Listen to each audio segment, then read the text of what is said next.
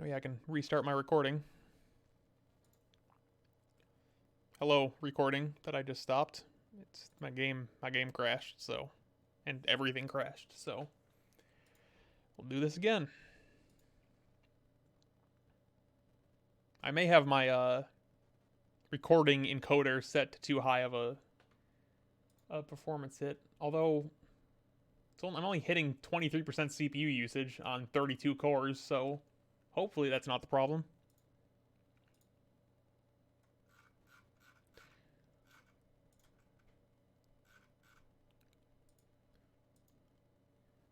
Yeah, OBS is usually the number one thing, or other than the game itself. But like Discord fucked up, and Firefox window. Actually, you know what? I'm just gonna close. No, actually, I can't do that. I can't close all my Firefox windows because then I can't pull up stuff if I want to pull it up. It is just annoying that Windows and everything are still so unstable that even with ridiculous, I have 64 gigs of RAM and a 32 thread processor. Discord totally didn't crash; it just froze. So if I had left it, it probably would have fixed itself. But I was just eager to get it done.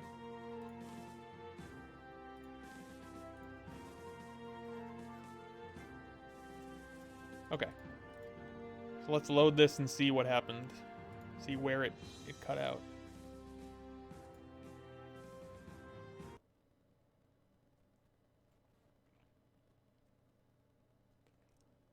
Also, one other thing with that recordable, yeah, I have 5 monitors running right now, plus my TV is hooked up, it's just not turned on. And my Oculus is hooked up but not turned on.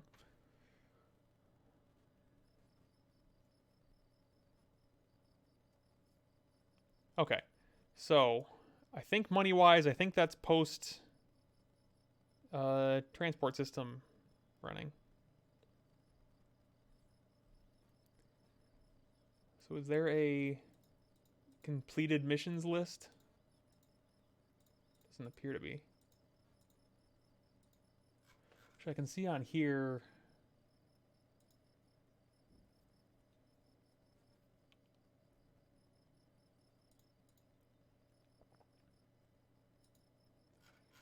All right, so I'm just gonna hit the tracking center button again and hope everything doesn't break.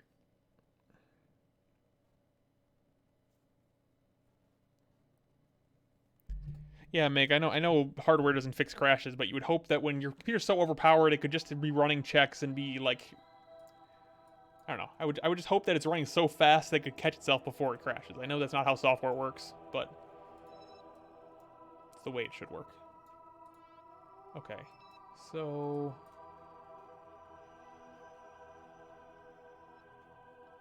wait, okay, it looks like it's fully fueled, so maybe I didn't actually need to do. I should have checked how much fuel I needed before I ran that refueling mission. So I may have run 2 missions and not needed to. But I remember in the past that that transport mod would tell you, like, if you tried to do a mission to refuel something that was fully fueled, it wouldn't let you. But maybe it just screwed up or something. Maybe that's why it crashed. I don't know. But I should load this and I should have a fully fueled starship, hopefully. Yep, that's 3,900 meters per second delta V. That's what I want. So, and everybody should still be doing good. My life support should be good.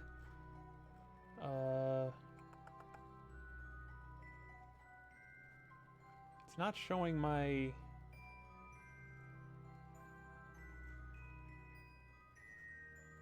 That's right. I have guys on my space station. I probably should have recovered because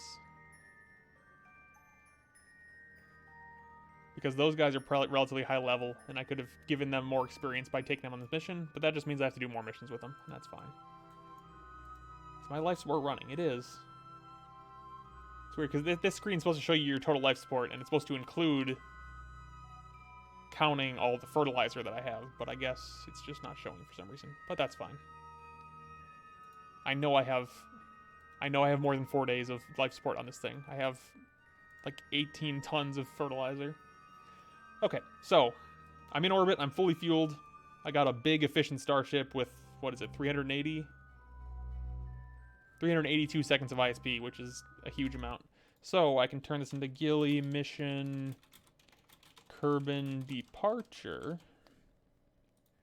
Save that, because who knows when something's going to go horribly wrong.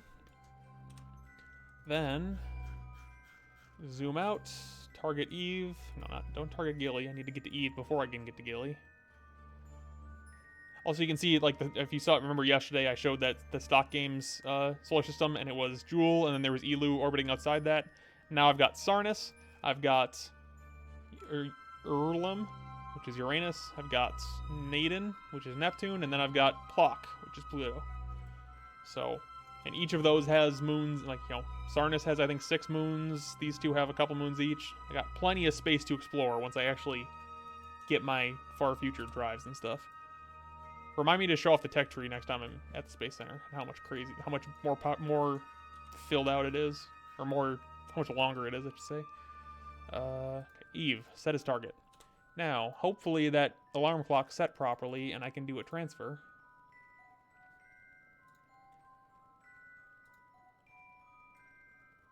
So, start burn in 7 days, that looks about right. So, it's 1,000 meters per second, then I will arrow brake on Eve, and then once I'm in orbit of Eve, then I can do a quick burn to Gilly. Gilly's in a weird orbit because it's basically a captured asteroid, but it's not that bad. So let's execute next node. And yeah, I am using MechJeb here. If you guys want to see how to do it manually, I can show that, but it's just a lot of tedium with the maneuver planner. And this is just a more efficient and quicker way to do it. I don't recommend using it if you're just starting out, because I think doing it manually, as tedious as it is, shows you how to do it properly. And then once you know how to do it properly, that makes it so that even if you use MechJeb in the future, you actually know what it's doing, which might not sound important, but when you're like designing missions, it's really important to know why things are being done.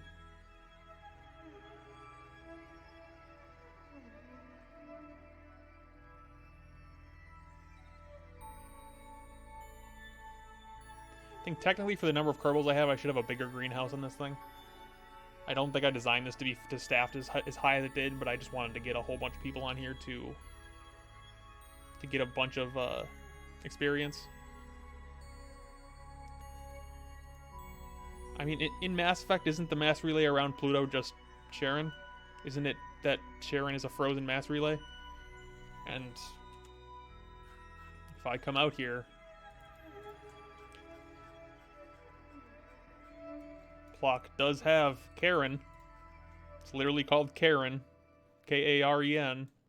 So this is your mass relay. Hopefully we'll go there some way. Maybe we'll land there and see if we can find a map. I would not be surprised if I do a science experiment and there's some sort of flavor text explaining that, oh, there's some sort of weird reading, like an energy signature inside Karen.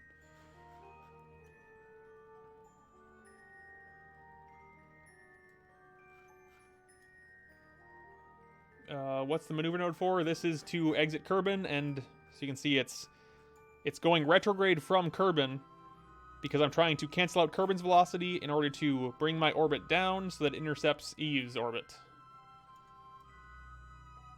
And you can see inclination. Okay, so when I said that hopefully the alarm clock mod accounted for the inclination, it clearly didn't, because I'm going to have I'm going to have the exact worst inclination relative to Eve. So when I get to the ascending node here, partway down the transfer, I'll do a correction burn, and that'll pull my orbit up. Probably be an extra couple hundred meters per second delta V. Not a huge deal.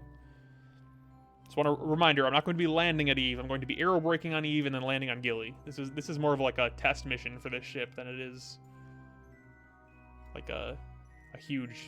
Because once I know this thing works and I know I can land and take off properly, I can probably take it to Duna and then use Duna, you know, refuel at Duna and take it to Jewel or something like that.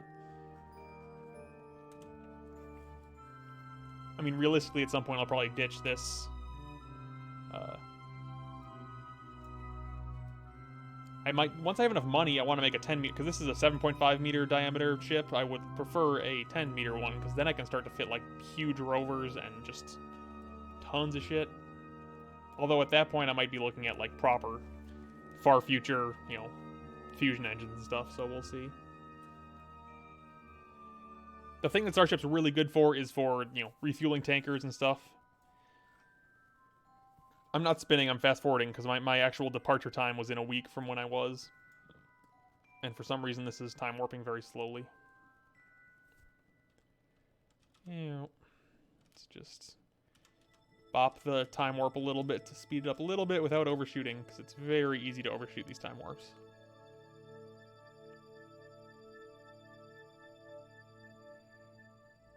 Because if you think about this transfer like this, you know, I'm trying to find the optimal time, because it's pretty much, it's a complicated topic, but it's pretty much always most efficient to launch either perfectly retrograde or perfectly prograde. It's called the Oberth effect. It's firing your engine in the direction of movement is significantly more efficient overall than trying to launch it, you know, off axis basically. So if you want to make this perfect orbit that just barely, you know, you spend the minimum amount of fuel and you just barely skim the surface of the planet you're going to, you want to make sure you're doing that burn as close to prograde or retrograde as possible. So there is a window, and like I could do the burn right now and it'd be fine. I'd lose like a little bit of delta V, but there is absolutely a real time, like a specific, you know, say a couple days or a month of time that is, if you want to go to Venus or you want to go to Mars in reality, you have a transfer window. And that's why every 2 years you'll see, or I think it's every 26 months, you'll see a bunch of Mars probes and stuff get launched within a couple of weeks of each other, because that's the optimal time. And then if you miss that window, you get to wait about 2 years to do it again, because currently we don't have rockets that are capable of doing interplanetary missions outside of the transfer window. The same is true for the moon, but, you know, the moon, you have a transfer window at worst once a month. Usually a couple times a month. Alright, so about 7 minutes from the burn, so just getting our final orientation set. Electric charge is fine. Hopefully our supplies are fine. Seems like our greenhouse might not be running, which is weird. I know it is a little bit. Yeah, there might be some weirdness with Kerbal starving briefly, but technically they're going to have enough fertilizer, so they'll just have to eat small meals. Basically, I have enough fertilizer to be constantly producing supplies, so they're not going to starve, but it's not producing supplies fast enough for them to all eat at the rate that they would like to eat, so it's going to be non-ideal.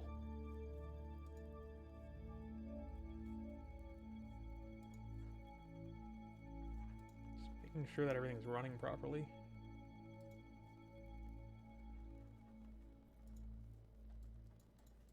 Technically, I could have strapped more recyclers on here or something, but there we go.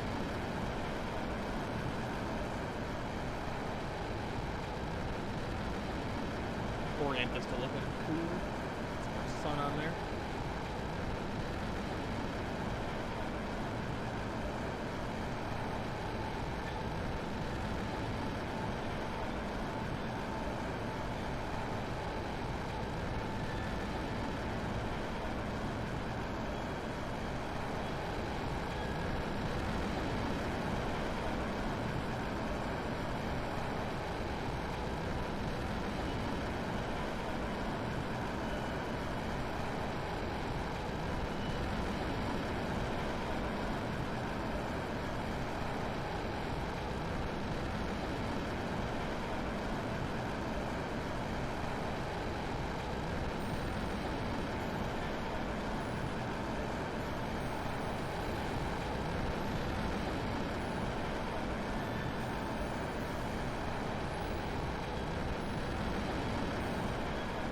Technically, the life support mod I've got installed, no Kerbals can actually starve to death. It's just that when they're hungry, they stop working. But I have probe cores on this ship that'll do all the work for me if I really need to, so it's fine. Even if the Kerbals refuse to get out of their beds in the morning, I can just have the probes fly them to even back.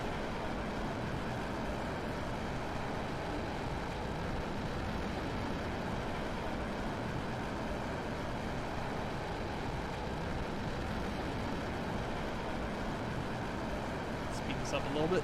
It's a relatively long burn with a relatively low thrust to weight ratio.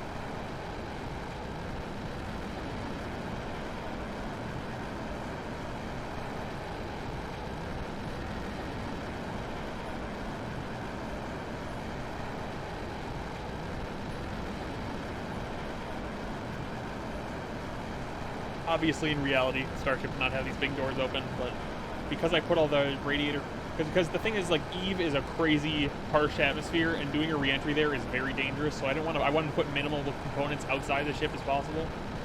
I think with the config edits I did, it shouldn't be an issue, but ideally these radiators would be on the outside of the ship, and that would mean that I could close this up when I'm doing burns and stuff to make it look cooler, but it's fine. Okay, stop.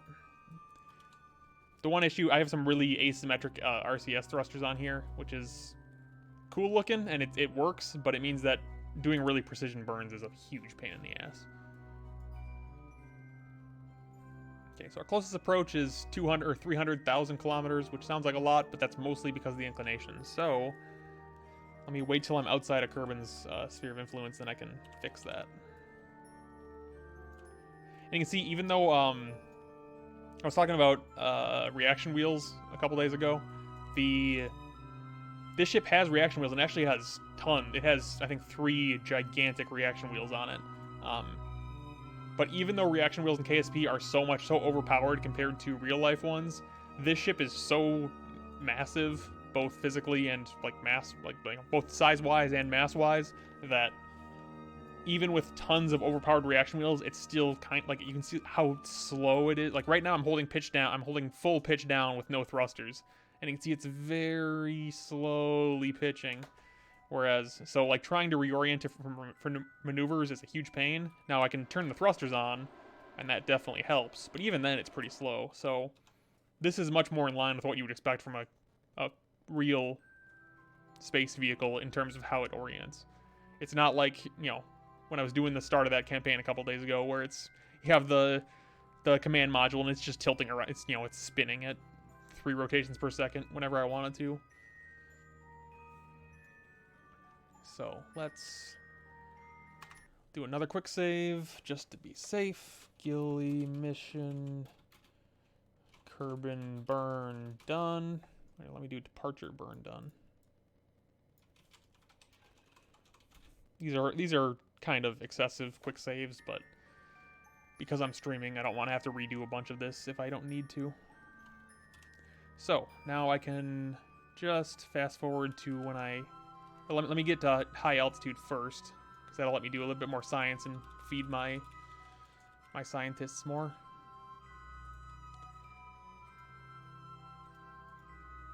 So like they've already done 74 science just in Kerbin orbit. So let's transmit that back home. I hope I probably could have put a bigger antenna on here. I think Eve has I have a big relay sat in orbit around Eve, so that should take care of it. But when I get there, because this just has these 2 antennas which are decent, but they're not crazy powerful. So now if I just do perform all science again, just get a whole bunch more experiments that I can load into the lab.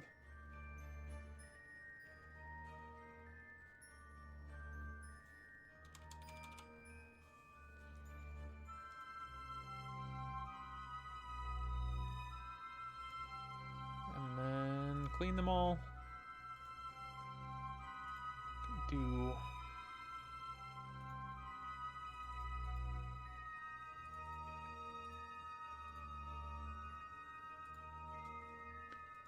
a quick EVA.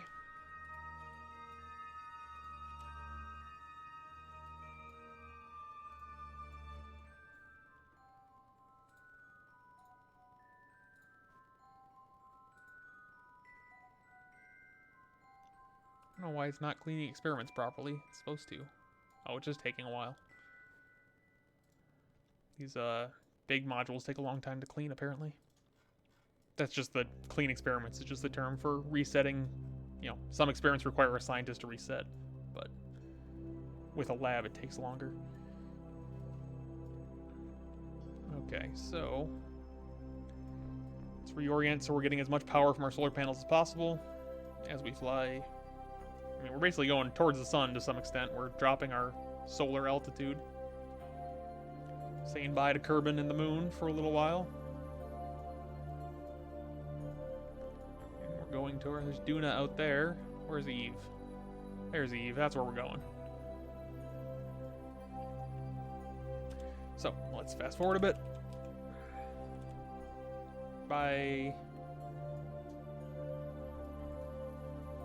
So as we get closer to the sun, our solar panels actually get significantly more efficient. So, I mean, with our reactor, we have so much excessive power that it's not a big deal. But I might be able to actually turn the reactor off at some point. I wish I could go to like 10% power, but I think 25 is the minimum. It's nice to have the reactor there just as a, just in case I happen to be on the night side of a planet or something for an extended period. I don't want to accidentally run out. I mean, I have, I think, 73,000 electric charge, which, most early game ships have like 50.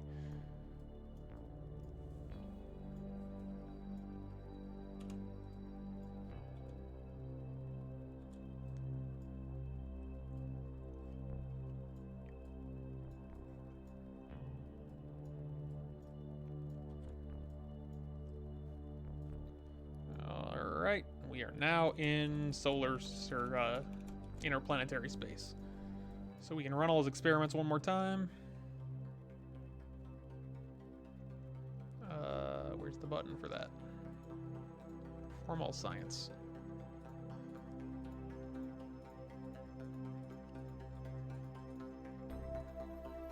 Actually, there were a couple experiments that I can actually transmit back to get even more.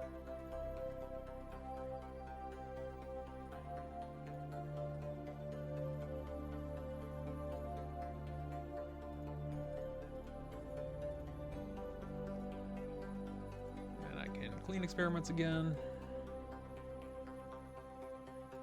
Level up my crew again. Now we got a bunch of level 2 guys.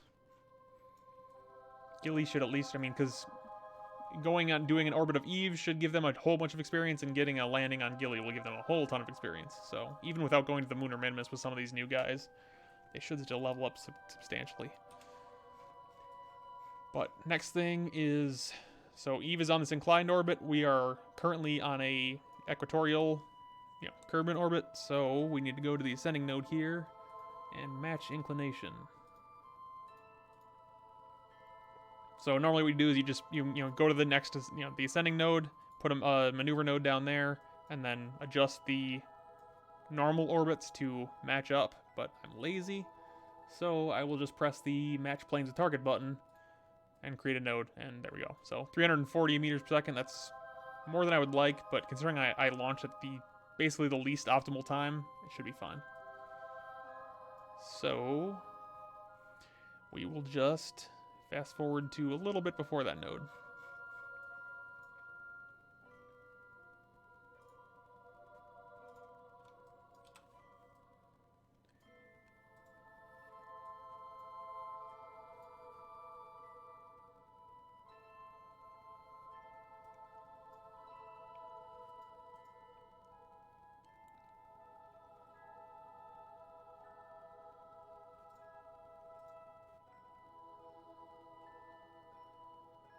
See, our supplies are nearly run out, but they're just hovering right at like 5 because we are using our fertilizer. It's just consuming supplies faster than we can replenish them, but that's fine.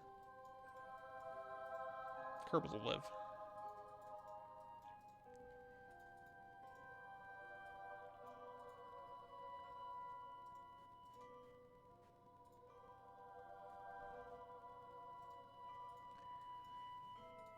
So now we can align with that maneuver.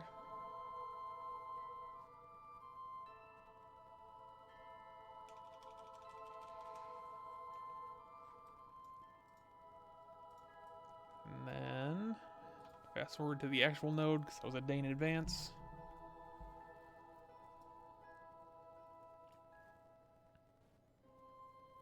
So you actually see Gilly is so far from the surface of Eve that they are notably separate, just hovering over them. You can't really, I guess you can kind of see Gilly. You shouldn't be able to because it's tiny. It's only like a couple kilometers across.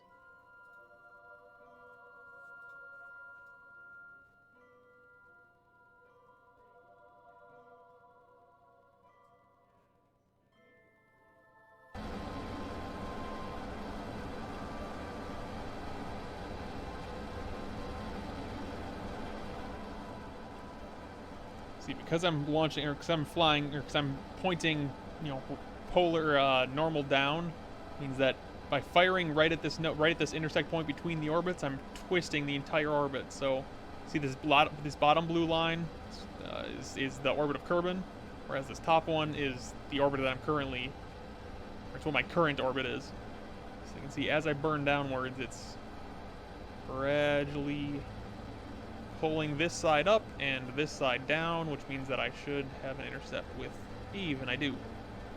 And that intercept's getting closer as I burn more to get more, you know, closer to the proper inclination.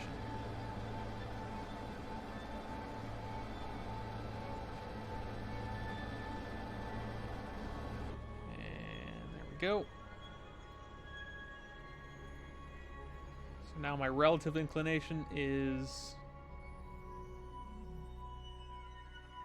0.001000049. So that's a pretty close inclination there. So now my Eve periapsis went from 300,000 to 2,000. So that's not bad. So now what we need to do is we need to fine-tune that a little bit closer to Eve itself in order to get a very close intercept, because we want to just barely skim the upper Eve atmosphere, enough to slow down and burn off our interplanetary velocity, but not so much that we sink into the planet and crash.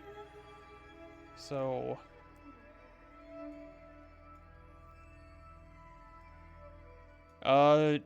at the velocities we're going, there's nothing that would slow us down enough to like counteract our specific inertia. In reality, there is solar radiation that would, you know, that would have some effect, but we'd be talking about like fractions of a millimeter per second. It's a bigger issue when you have something like a space telescope that needs to very accurately align for a very long period of time, because then if the telescope isn't perfectly symmetrical, and no telescope is, it'll kick it, you know, the radiation will be asymmetric, and it'll push against the telescope, basically. It'll give it a torque that'll make it hard to focus. So you need to either have thrusters to counteract that, or reaction wheels, or you need to design it. So like the James Webb's telescope has a little flappy thing on it.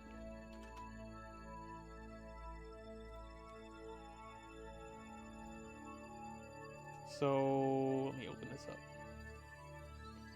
So it's got this little flap. Hopefully you can see that. This image doesn't zoom in properly. It's got this little flap on the back side of it, and I believe that thing has a little actuator on it, so it can basically tilt that little flap and use it to adjust the amount of solar radiation that is pushing against it, so that it's just the right amount to, you know, basically keep the radiation force on the telescope more or less symmetrical, so that it'll still be pushing against the entire telescope, but it'll be pushing against it equally, so it's not, you know, screwing with the direction it's facing. So, you know, solar radiation is a thing to worry about, but when it comes to the velocities that we're dealing with here, and like the power of chemical rocket engines, it's very minimal. So when you have a ship this big, it's not going to be slowing you down significantly. Now, if you have something that is like a ship that is built to be a solar sail, where it's a very lightweight ship with a gigantic, solar sail on it, then it's literally built to use solar radiation to push it, and that is a thing. But with something like this, where it's technically designed to be aerodynamic, more or less, it's not going to be meaningful. So there's Moho. Where's Eve? There's Kerbin back there. Eve should be pretty close now. I don't know if you'll be able to see it or not. There's Duna out there. There's Jewel. Okay, so Eve is ahead of us, but we're close enough that we're, instead of the little like glowy dot, it's actually being rendered, I think, so you can't really see it. So yeah, it's right there. You can kind of, I don't know, I can see it, but I doubt the stream can. It's kind of in shadow right now. So what I want is to tweak my lowest altitude. It doesn't have to be perfect because it's going to be... I'm going to have to futz with it. Oh, it's actually... Wait a minute. Our closest approach is actually... That's closer than I thought it was. So yeah. So this is Eve. This is Gilly. This is where we're actually going. But we need to first get a very close approach on Eve to bleed off speed in the atmosphere. So... We can just do a very, very far in advance. We can do a very minor burn to drop this down. I believe Eve's atmosphere starts at 90 kilometers. We're probably going to want to enter at like 80-ish, and that might be enough to slow us down. Unfortunately, my trajectories mod does not work until I get within Eve's sphere of influence. So I'll just leave it at 90 for now. And then when we get into Eve's, when we get into a flyby of Eve, then we can actually do the little tiny adjustment to get it just right.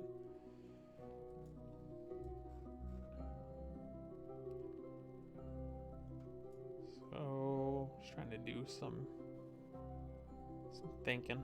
I think this should be fine. So because we're doing this so far in advance, we actually only need 20 meters per second to drop our orbit by, 2 million, or by 2,000 kilometers. If we waited until we were right above Eve, then it would require 1,000 meters per second of delta V.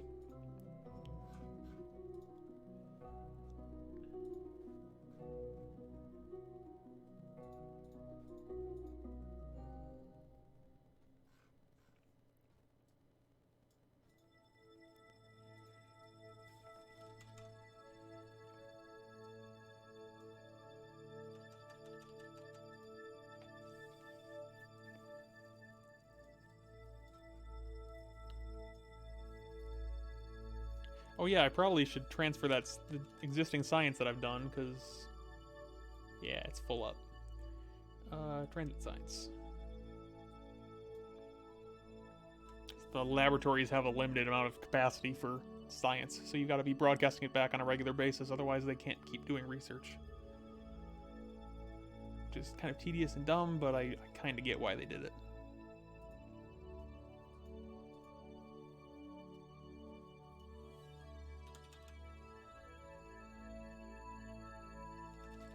There we go. So now they can go back to researching stuff, and I can go back to maneuvering.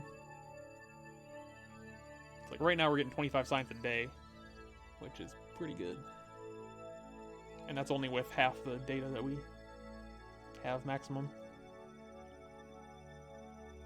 So yeah, we're almost to Eve. We're almost we're close to halfway done with our mission, and we've only used maybe a 20th of our total fertilizer. So this thing has some long-term capacity. Granted, we're probably closer to like a third of the way down with our mission. So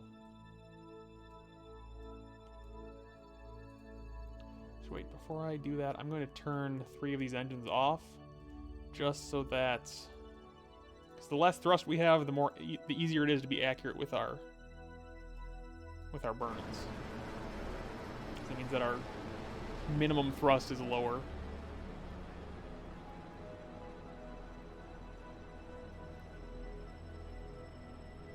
It's a lot easier to be accurate with a little tiny dinky engine than it is with a fucking Saturn V F1 engine. There we go. So now if we go back to Eve,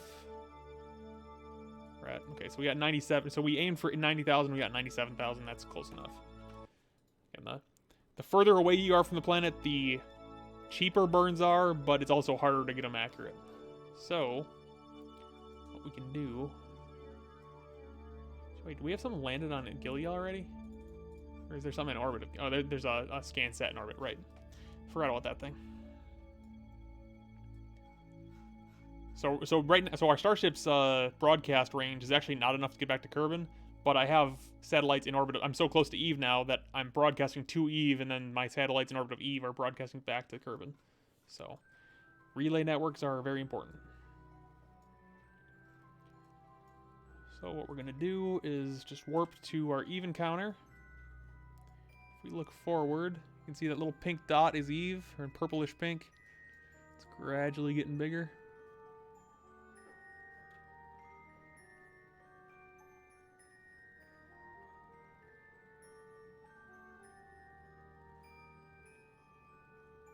Very slowly getting bigger.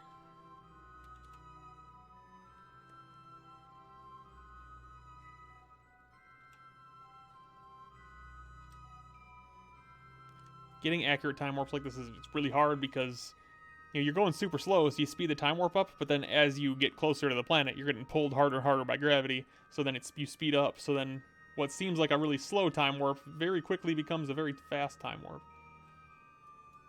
So there's Eve, getting bigger. In theory, the game should slow down my time. There we go. Should slow it down just as I enter its sphere of influence. There we go. I'm now in a flyby orbit, or a flyby pass of Eve. So now that I'm in Eve's sphere of influence, I can real quick do some science.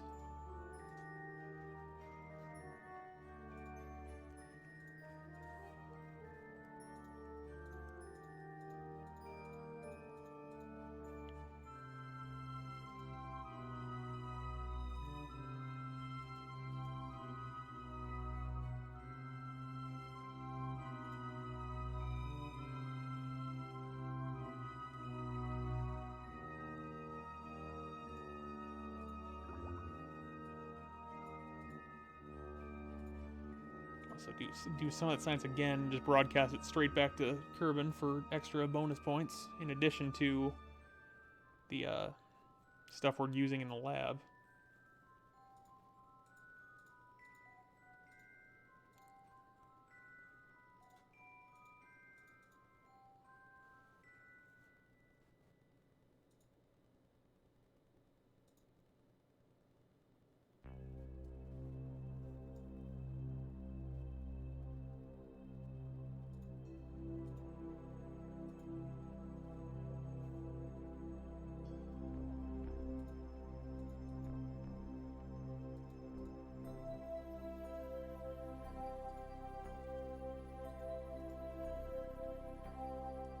Okay, just double checking that all worked. So I've already gotten 1,000 science and I haven't even barely started.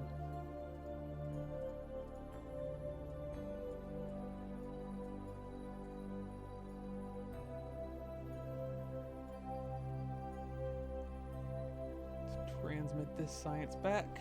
That'll be another 500.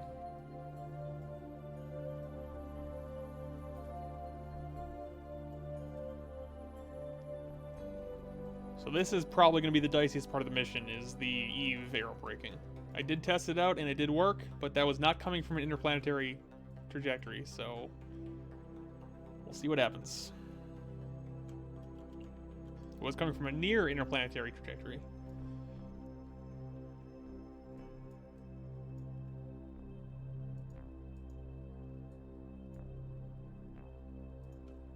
Fast forward a little bit to get all this data transmitting done.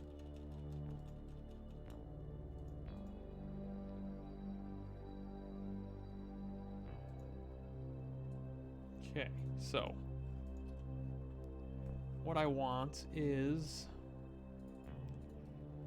I want to see what periapsis I need to get myself into a high Eve orbit, or like a very elliptical Eve orbit, but one that is also not gonna launch me out of the system. So I'm at 97,000 right now. Let me turn on my trajectories mod so I can actually see accounting for atmospheric drag. Well, let me set it to 70 degrees probably.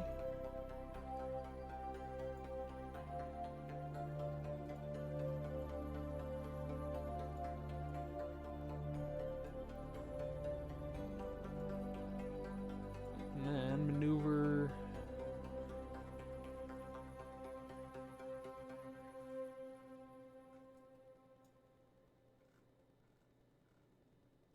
Okay, so that's 70 kilometers is pretty deep in the atmosphere. That's kind of dicey, but guess we'll see what happens.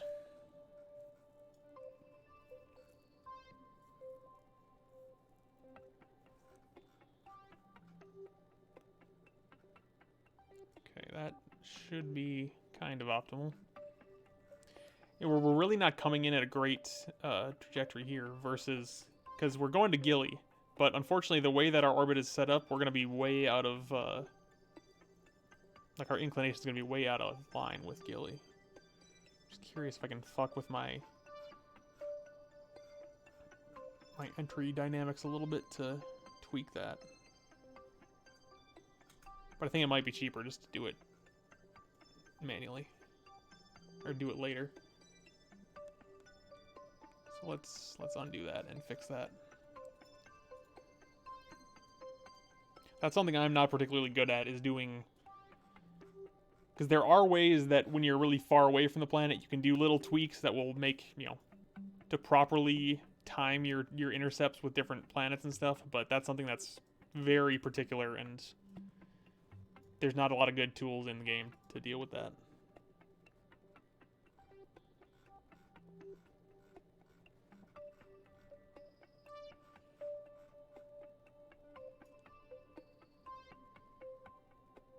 Okay, something like that should be good. So, let's time warp to get this node.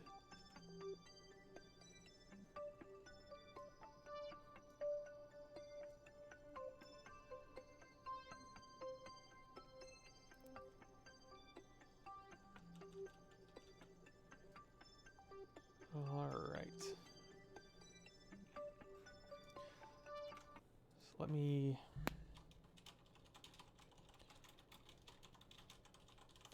get a save down. I want to see if I can do this extra little burn with my RCS instead of with my main engines, because that way I can get it way more precise, because this is a place where precision is actually pretty important.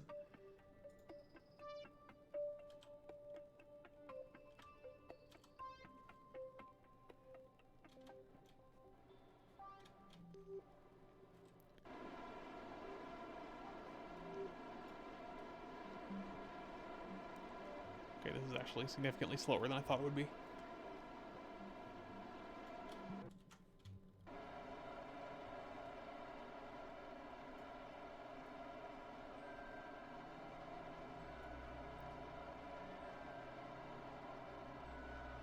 Okay, this is very slow. So instead of doing that, I will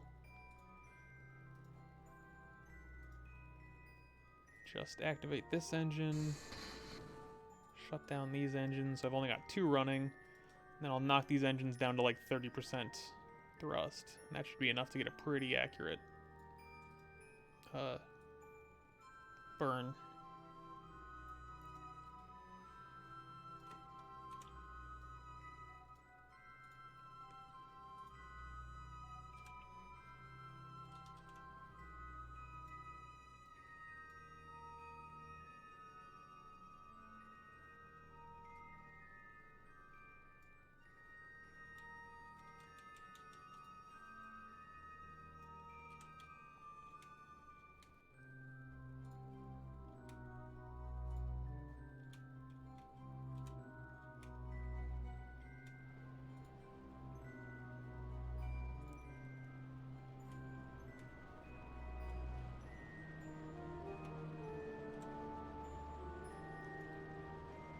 Very slightly bringing this orbit down, because the difference between, you know, it's only like a 30 kilometer orbit difference, but that's the difference between doing like skimming the upper atmosphere and going deep enough that I can actually slow myself down substantially.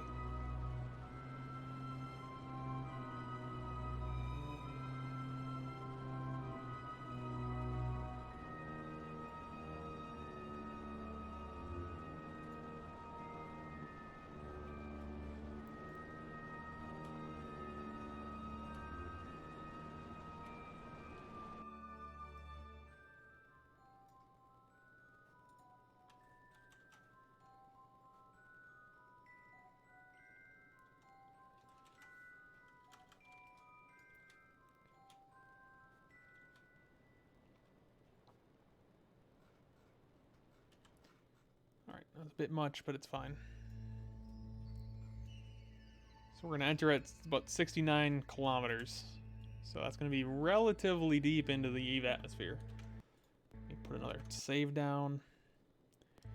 Gonna wait until we get into a relatively close to Eve, and then we gotta clean up our ship a bit to safe ourselves for You know, we don't have our solar panels sticking out and our bay open.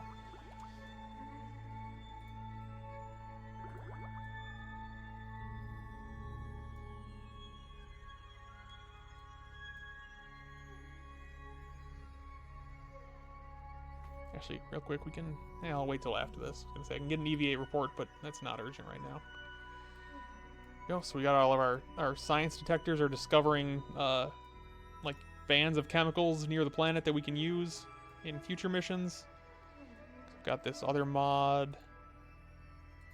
See, there's argon around here. There's a mystery material. I don't even know what that means. And then we got xenon around here. So, in the future, if I have an ion ship that I need to refuel, I can fly it past Eve and it can collect some dust. But right now, we need to get this ship ready. So, we need to shut off the reactor first.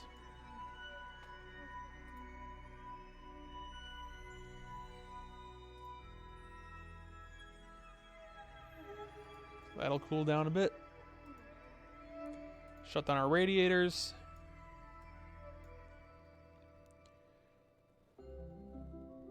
Going to retract our solar panels, and we're going to close the bay.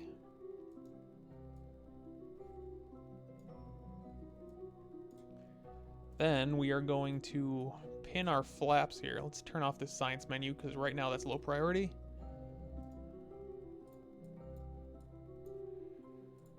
Unlock our flaps, and we're going to pull them back to about 135, I think.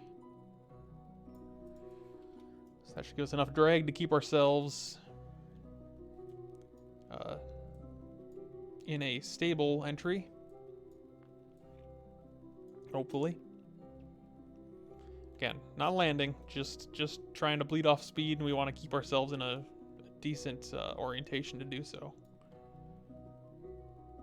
We are burning a ton of electricity here. Hopefully we have enough to keep ourselves good.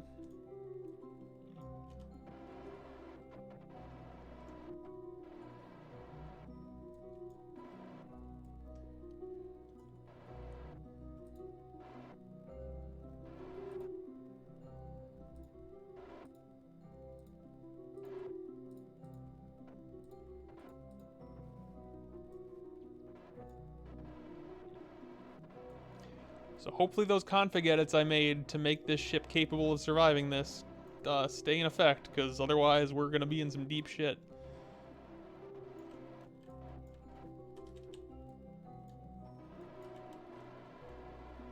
So we're going to try to enter at a very harsh angle. So we want to bleed off speed as much as possible without burning up. So the more surface area we present to the atmosphere, hopefully the more we can slow down. I also might need to transfer some fuel around to get this, because I think our header tank might be empty right now. Yeah. So let's fill up that header tank.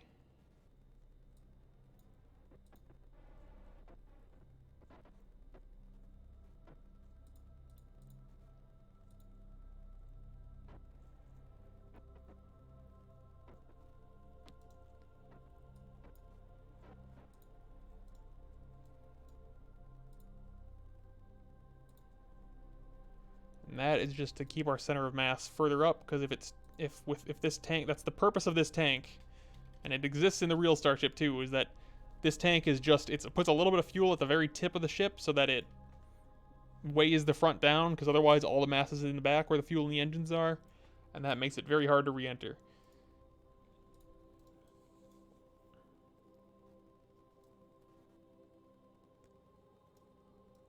So let's close that back up.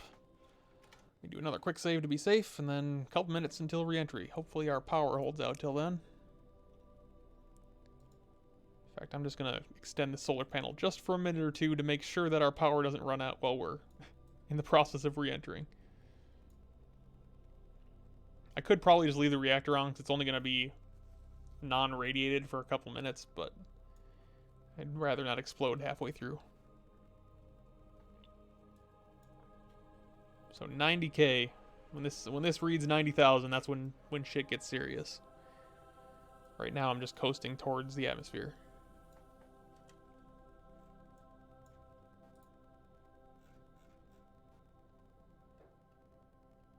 Yes, it absolutely is. It's calculating the center of gravity based on every single part on the ship. As well as the center. I mean, the center of drag is also calculated, but it's a lot less. There are mods to make that calculation more accurate. I don't have those installed, but it's still accurate enough that it's like having these flaps tilted back will, like, if I tilt these in more, it means that the front of the nose is going to go down because there's less drag. Whereas if I put it all the way down, there's more drag, so it'll push the back of the nose, push the nose back up. So our goal here is just to enter the atmosphere, and we want to keep the belly of the ship always facing down because there's nothing on the belly of the ship except for some landing legs. But those are, as far as I can tell, those are borderline indestructible. I've already tried this reentry, and it took like no heat. Whereas on the back, I have antennas, I have thrusters, I have solar panels, I have ladders. And I don't want those being stuck in the harshest atmosphere in the game.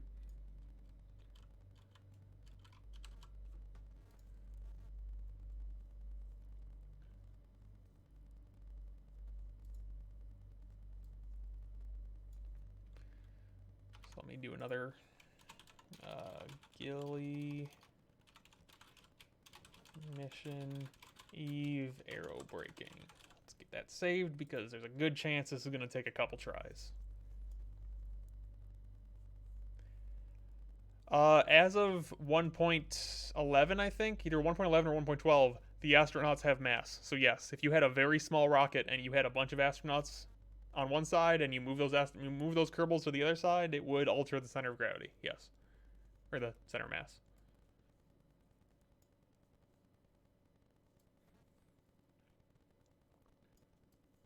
In earlier versions of the game, they would not, but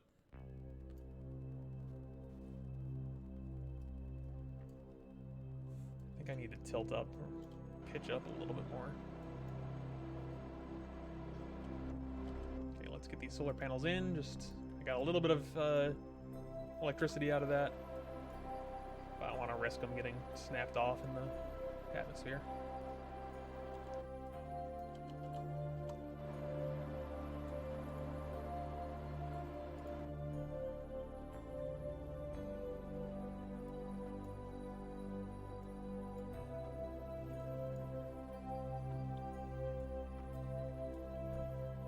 I have these thrusters, but they are very underpowered compared to the mass and the size of the ship. So pretty much all of my orientation is going to be based on these flaps. So just gotta hope they don't break off or glitch out.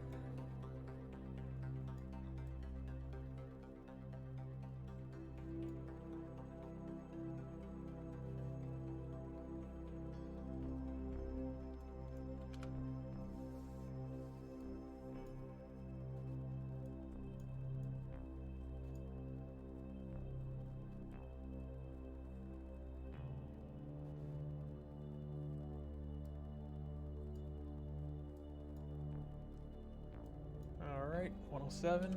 Just fast forward a little bit.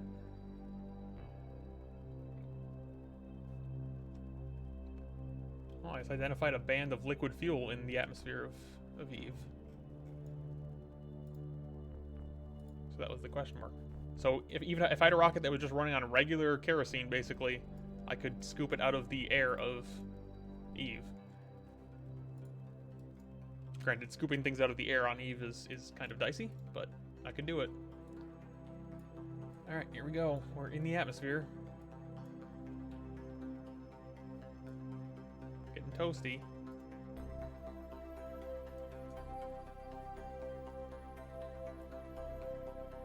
Let's prop these flaps up a little bit.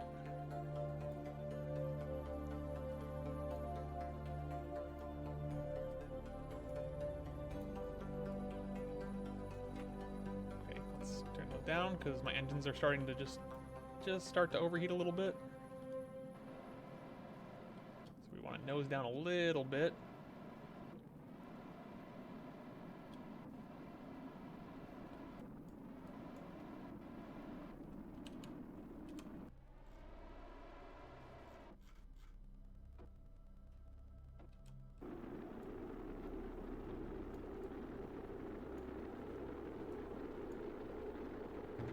something just exploded. That's probably bad. I don't know what that was. Oh, those are my solar panels. They're gone. Okay. I don't know why that happened. That shouldn't have happened, but... Okay, guess there's no more solar panels happening. Reactor should be able to handle that regardless, but...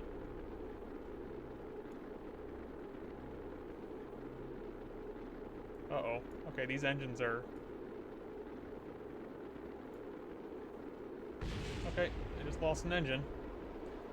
This might be too deep of a entry. Huh. Okay. Well, that's good to know.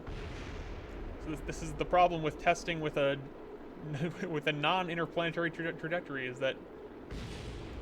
Okay, so I have no engines left, so this mission's a failure. So I think what I need to do is... I mean, the Kerbals will be fine, because the rest of the ship is capable. It's just that all the stuff on the ship died. So... I think what I need... I'm trying to think the best way to do this. Because I have enough fuel that I can afford to just burn a little bit to bleed off some velocity.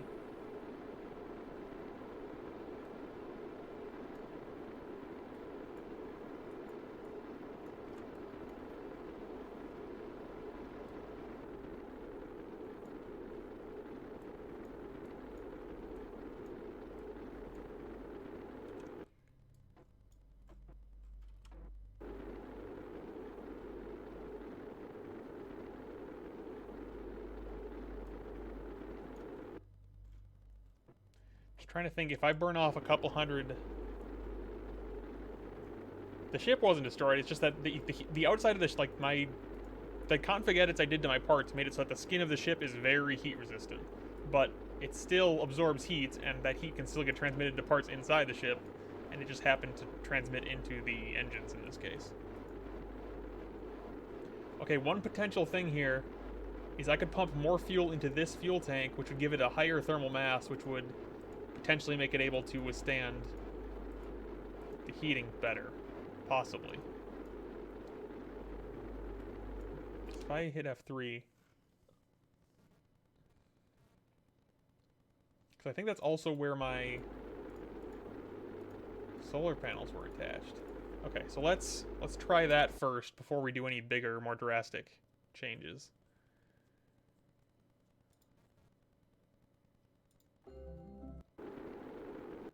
I mean, like, well, the engines had no fuel in them. They were just sitting there being hunks of metal, so I think the explosion in-game is representative of, like, oh, part of the engine melted, and now the engine is no longer operable. I don't think it wouldn't literally explode from being hot when it has nothing combustible inside it. Okay, so let's go in here and pump... So I want fuel in here and in here. And I want liquid oxygen in here and here.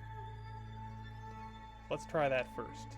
Because as it is, these tanks, like, last time I tried this, these tanks were, like, a third of the way full, which means they have a lot less mass, which means they're a lot more prone to overheating. So, by filling them up, that means they got a lot more mass to sink heat into, which means they might survive better. Maybe. Probably not, but... And on top of that, I'll do a more shallow entry. So rather than doing very vertical, I'll try to go a little bit more shallow. Hopefully that'll help. That'll also mean I bleed off a lot less speed, but I can then do a little burn after I exit the atmosphere to hopefully make up for the rest of that. Hopefully. If this doesn't work, then I'm going to have to go back a couple quick saves to when I'm further away from me, then adjust the entry so it's, you know, maybe 78 kilometers instead of 70. Hopefully that's not necessary, though. This would still be much more efficient if I can do it this way.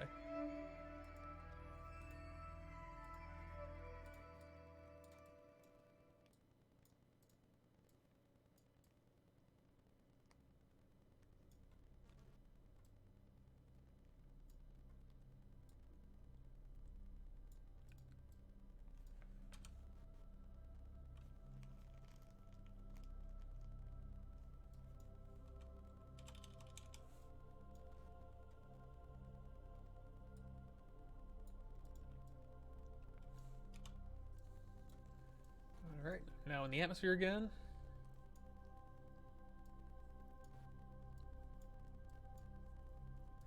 Let's see, it's there. So I can use my temperature overlay, but it turns out the temperature overlay says everything's fucking hot. Which is not the most useful thing. I don't know why these solar panels are getting so hot, because they really shouldn't, but that's just kind of the way things work.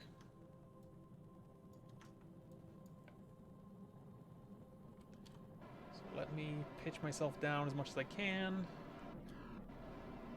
Not as much as I can, but a little bit more than I currently am. Hopefully keep those engines out of the heat stream as much as possible.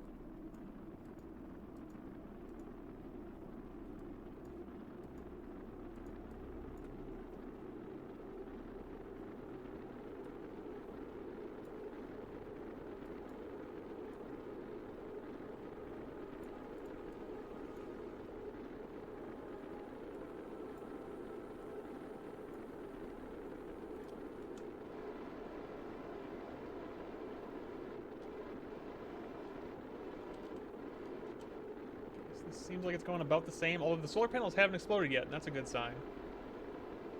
Although these engines are about to. Yep, there they go.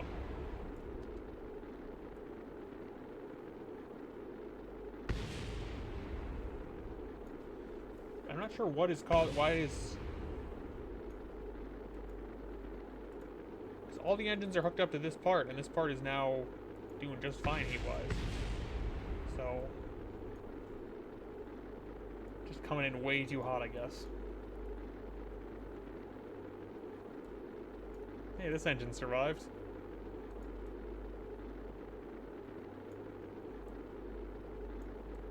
So the problem is if I come in too much more shallow, like on the less, you know, ideally you want to be coming at like 60 or 70 degrees, so you're basically just ramming the atmosphere with the belly of your ship, because that means you slow down the most.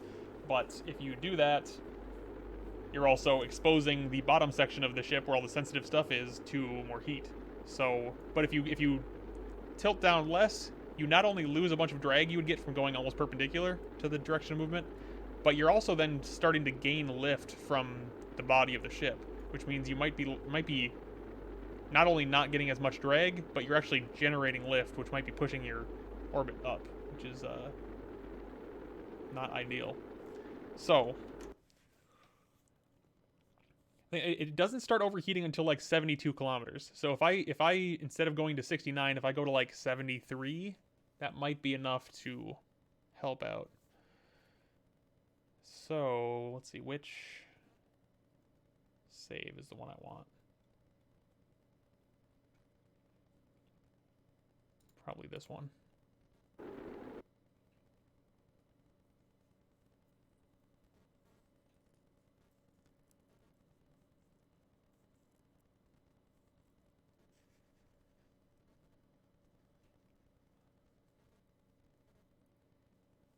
Okay, so we're way back here now.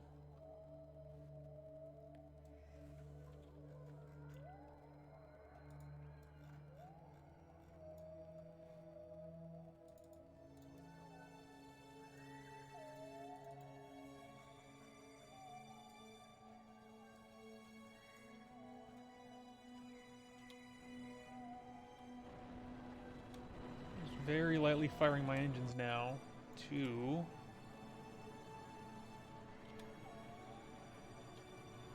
bring myself in.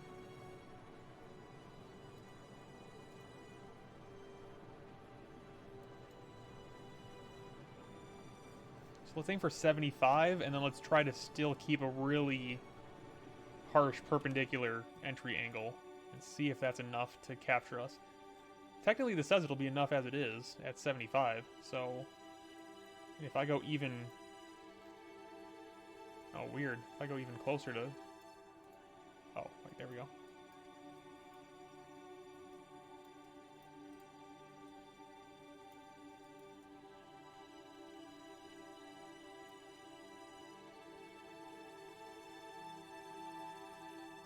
Huh, that's weird. This is showing that I get more drag at like 45 degrees than at 70. That doesn't seem right.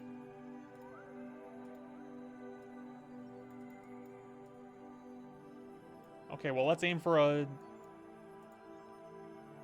Oh, wait, that's because I still had that maneuver node going.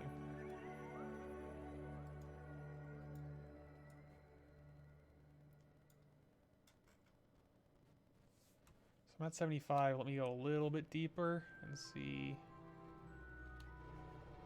I go like 74.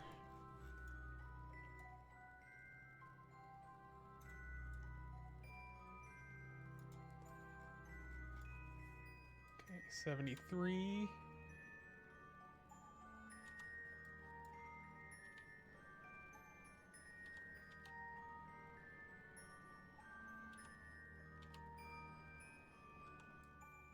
That's very close to an orbit.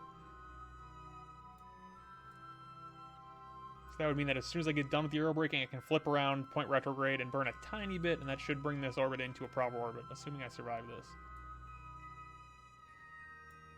And it's asking me for a less of a steep of an entry, so that would help.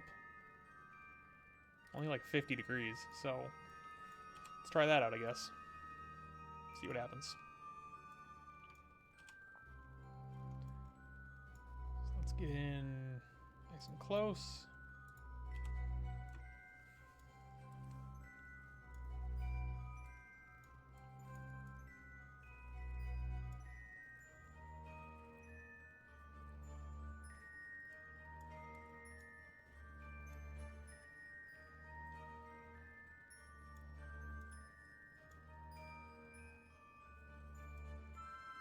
Okay, now. Reactor off. Radiators in.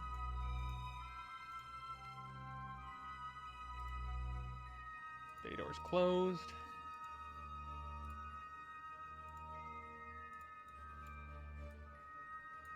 This is still going to be dicey, but hopefully it's less dicey. And again, like all this, I technically have enough delta V. I probably don't need to worry that much about the specifics here, but we'll find out.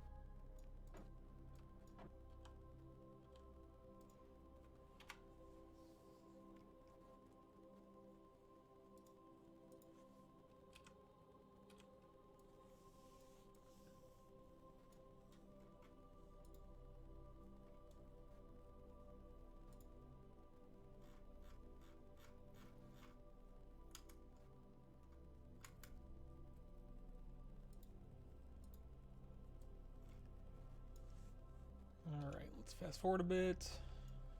Get right above the atmosphere and then pull these solar panels in.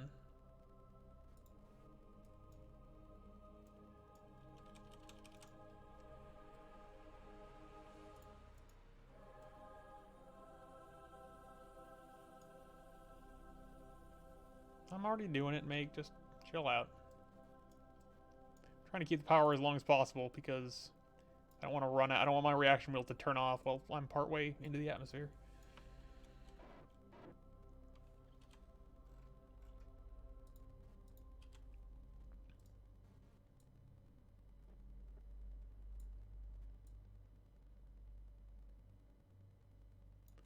Okay, so again, very high chance this still doesn't work, but we'll find out. Yeah, but Make, you're on like a 30-second delay, so I said it before you mentioned it. Or before you asked.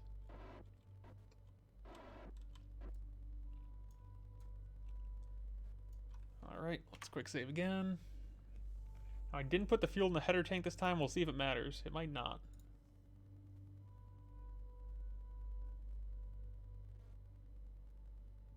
Actually, in retrospect, I think it will. So let's at least put the methane up there.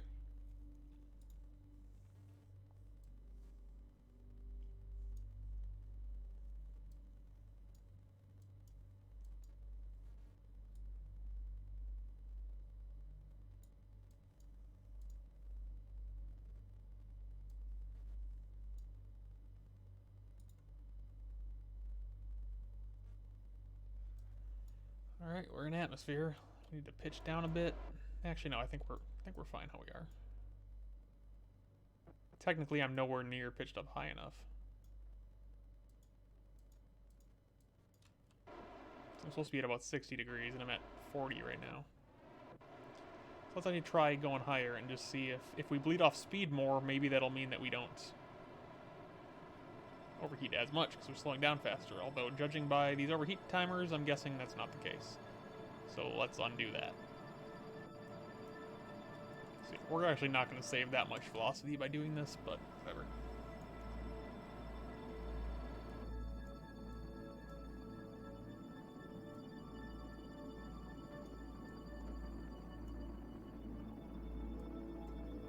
The overheat seems like it's going up slower. I don't know if it's just my imagination or not.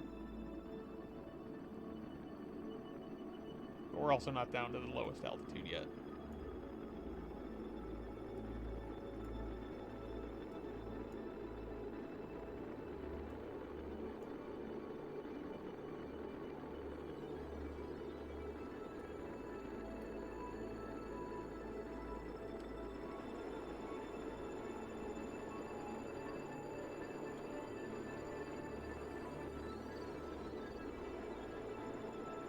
Overheating wise, we're doing mostly okay.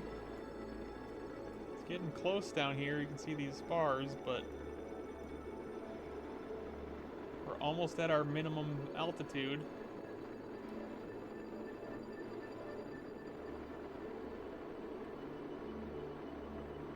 Although not quite, and these bars are getting very close.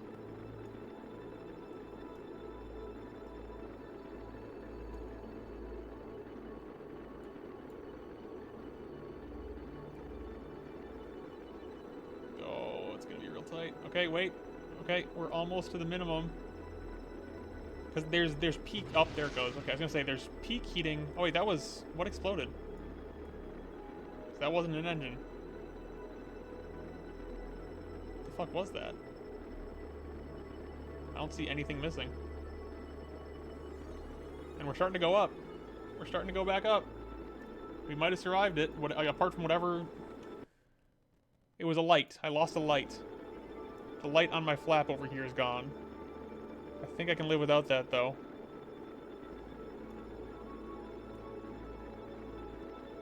Okay, now, quickly extend these flaps as much as possible, bleed off as much speed as possible. Now that the peak heating is done.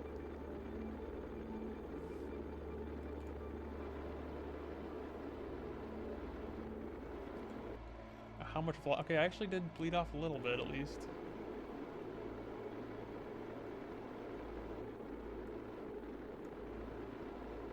The overheat bars are going way down because I'm starting to go up.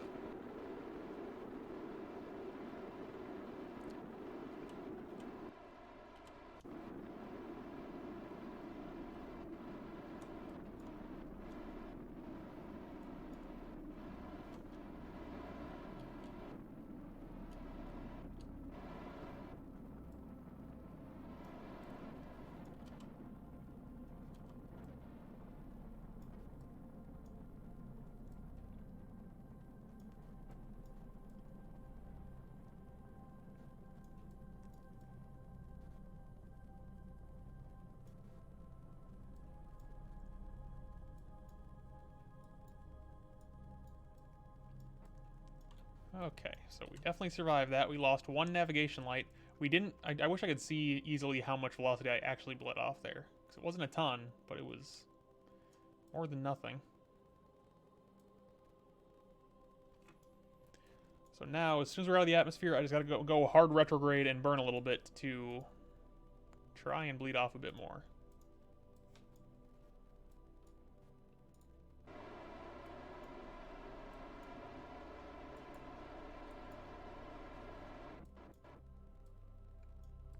I'm now out of the atmosphere, so I survived it. Let's get these panels back out.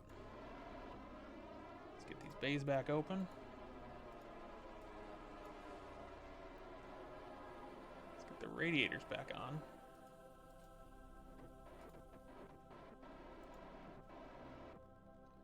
Let's get the reactor back on.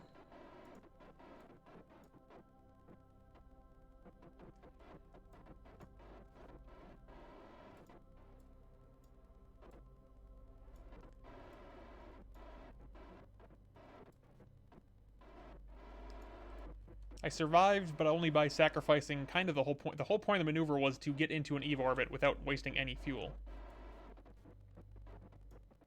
The ship started ascending again because I wasn't, you know, that was just my orbit. It's the same reason the ship orbits, period, because of gravity. So I was going real fast. It's just that I wasn't going down, it was just that that the lowest point of my orbit was 71 kilometers. So as soon as I get past the lowest point, I go back up to the highest point. Same as any orbit. Okay, so that only cost me like 100 meters per second delta V to get into an orbit, so that's not bad. But now the question is, what's the best way to get my inclination matched with Gilly? Because that's where I'm actually trying to go. Because both my ascending and descending nodes are very deep in the atmosphere.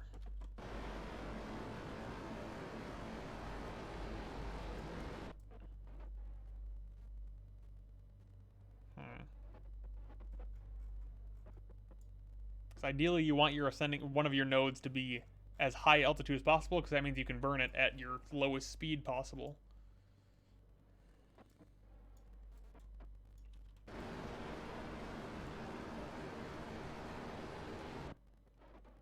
I had like 18 people watching the other day, on Thursday. I'm a big KSP celeb, didn't you know?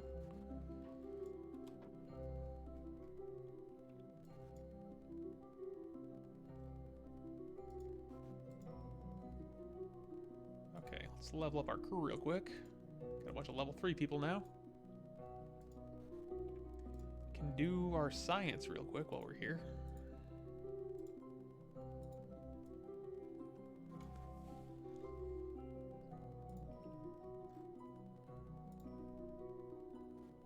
I'm the largest KSP streamer live right now? Hell yeah.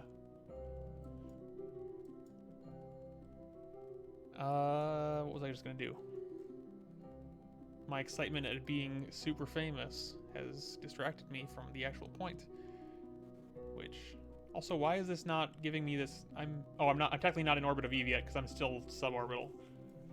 So I gotta get further up in the orbit and then I can. Because yeah, this is still technically in the atmosphere. So if I did nothing else, I would keep hitting the atmosphere, dropping my orbit down until I'm dead.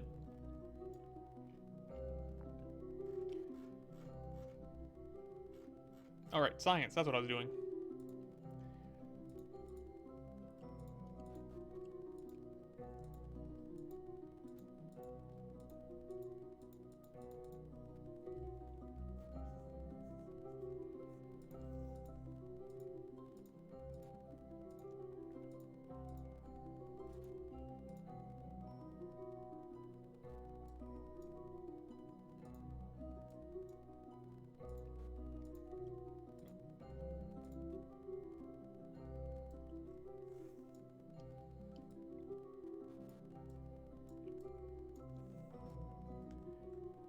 For all this science to upload.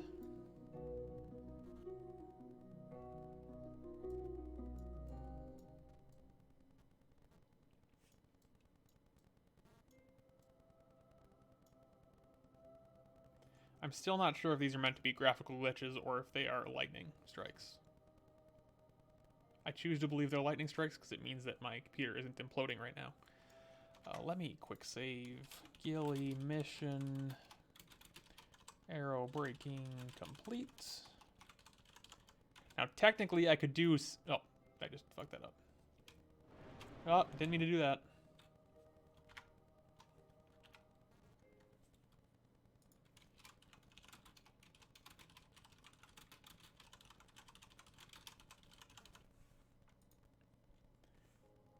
So I wanted to drop this orbit down more. I could just let it, I could just keep running it and just keep aero braking over and over again. But I'm impatient and I have plenty of delta V. I mean, where's my graph?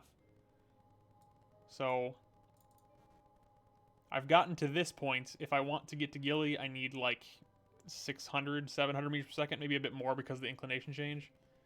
Whereas I have 2400, so I think I'm okay. I can afford to skip a couple air brakes. So let's get up here. Actually, let me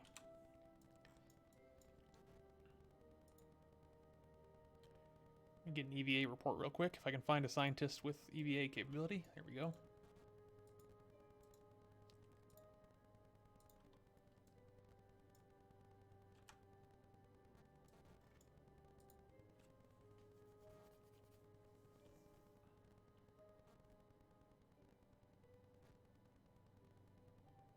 Come on, material study.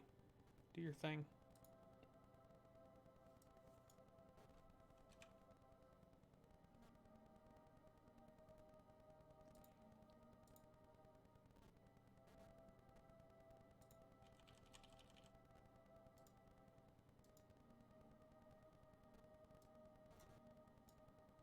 Do I have an experiment container on this ship? I don't remember if I put one. I don't think I do. That was potentially a mistake.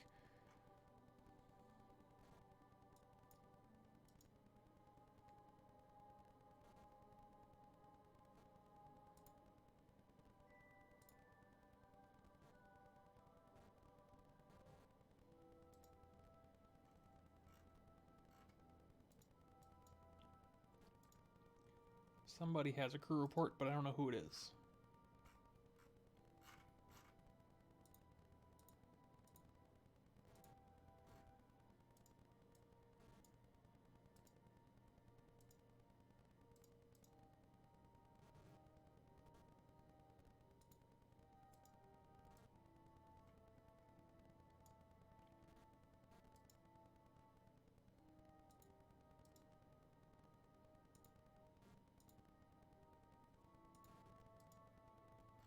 Okay, well, whatever.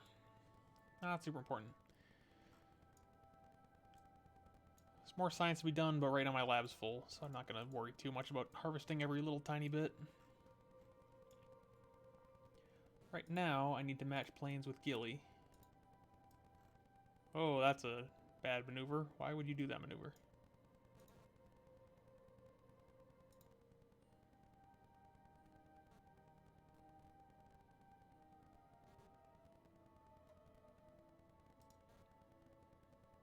All I want to do is match inclinations. I don't want to do crazy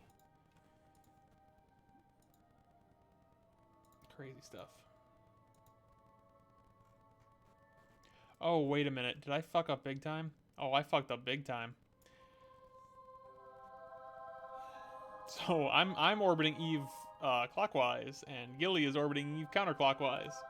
And that would have been something very easy to fix earlier in the orbit. Like, further out, I could have very easily swapped that around. But that means I need to counter my entire velocity to deal with that. But that's fine. I can just come out here. I wonder if it would just be faster to do this.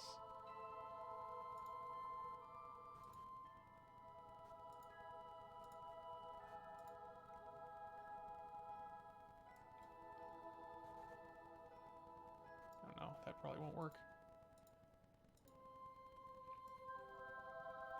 That's only 118 meters per second. And I think that should actually be a relatively cheap maneuver to capture Gilly. So this is a very non-optimal situation that I'm in right now, because I fucked up. But a combination of my ship having too much delta V and Gilly being tiny and super easy to capture at might make this actually work out okay. Maybe. So let's try it. Let's see what happens. Do another. Oh, shit. Didn't mean to do that. Did not mean to do that. When's my last quick save? The problem with having the space bar be so big is that it's very easy to accidentally hit. I think I had a quick save right before that, so it's fine.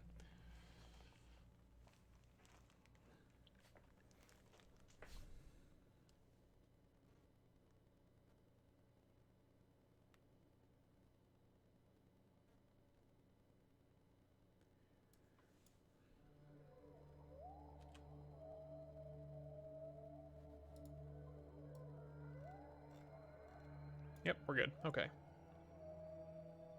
So let's just align to this and go back to our business.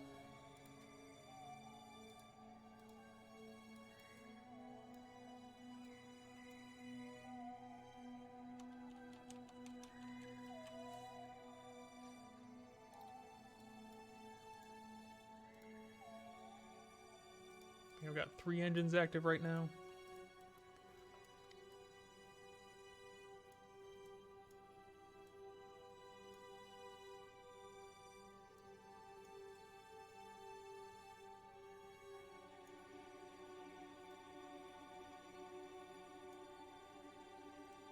There's Kerbin out there, somewhere in the distance.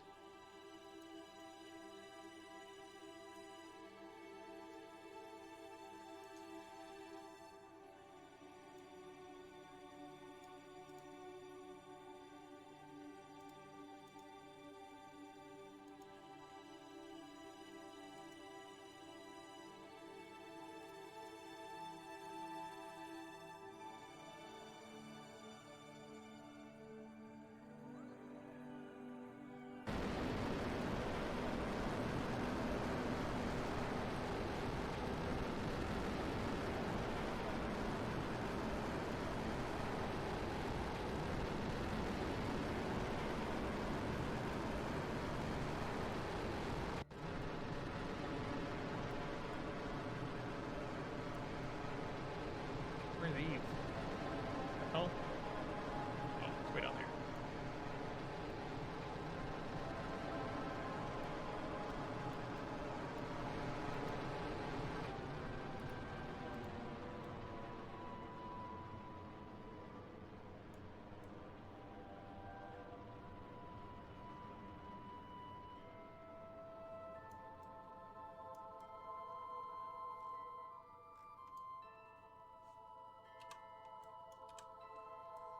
Alright.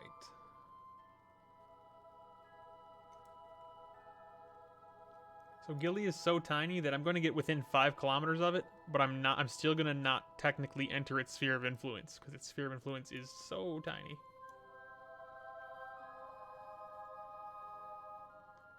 Also, there might be a mistake here on the... I don't know, lately KSP's been weird about my closest approach markers and when they're inaccurate, so we'll see if this actually works. Oh, right, never mind, I forgot. Gilly's going the other way, so we're fine.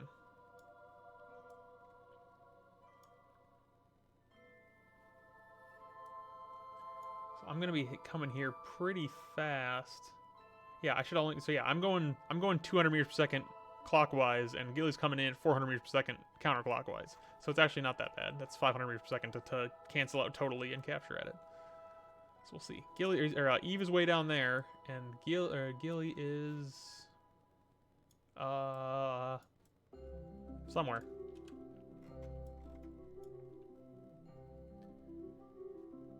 So let's just get even closer.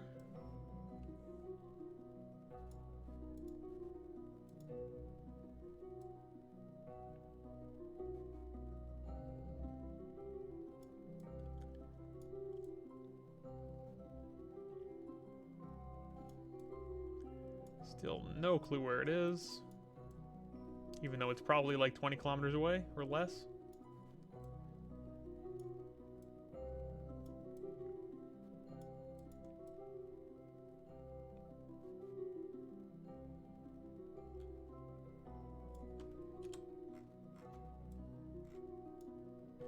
So it's right here. It should be just north of the sun.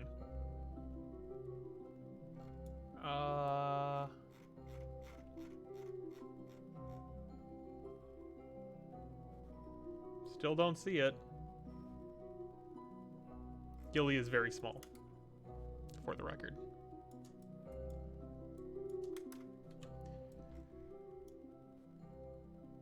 So let's, before I forget, let me transmit science again, just so I am constantly doing okay there.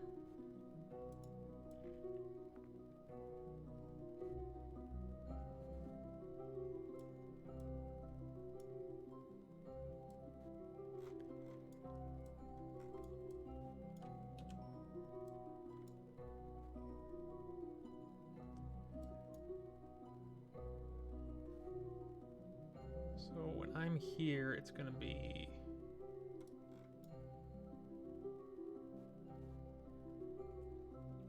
So basically, I'm just going to get as close as possible and then just burn to match its velocity, and that should be fine. Assuming I ever actually find it.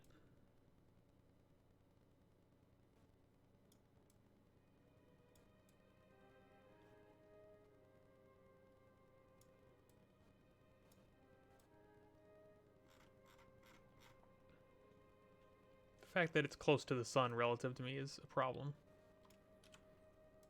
in terms of locating it. It's relatively large. I mean, now that I'm a minute away from it, it should be. Oh, there it is. I found it. I found Gilly. It's right there.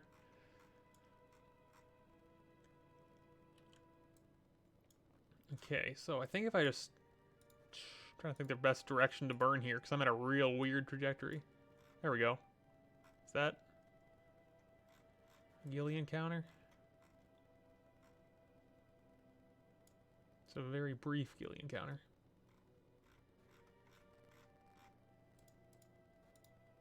Okay, let's just wait till I'm in line with it, and then...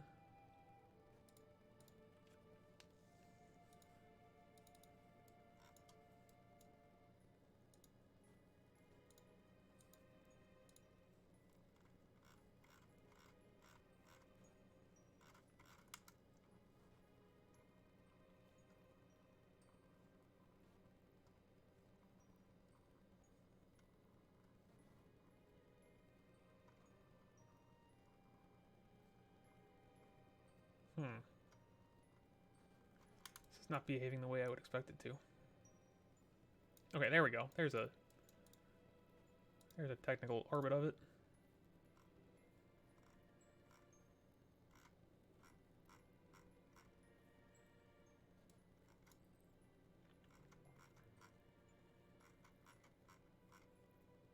I'm still gonna be cruising past it real quick, but that's fine because I can start braking.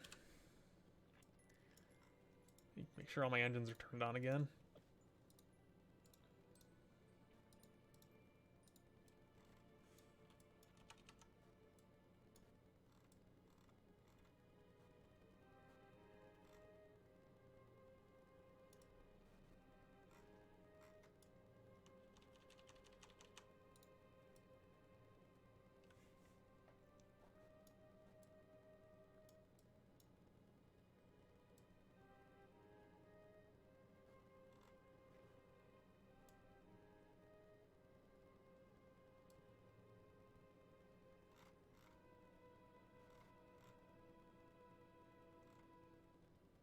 God, that is hard to see.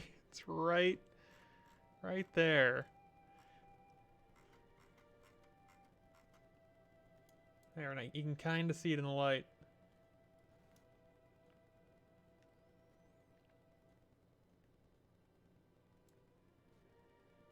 I believe it's about 18 kilometers across is the total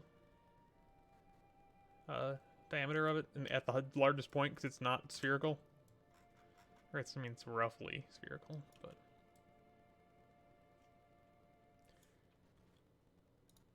There we go. So now we're going to do a 10-kilometer flyby of it.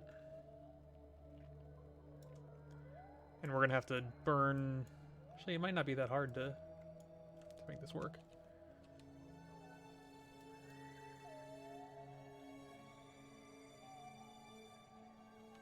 There we go. We are now on a flyby of Gilly. Which is still right there and still incredibly hard to see. Need a point retrograde.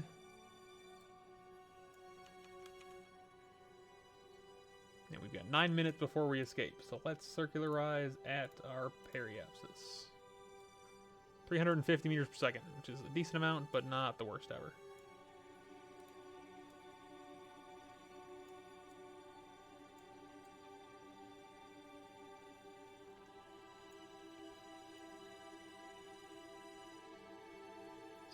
Right there. Okay, now you can kind of see there's a thing in space here.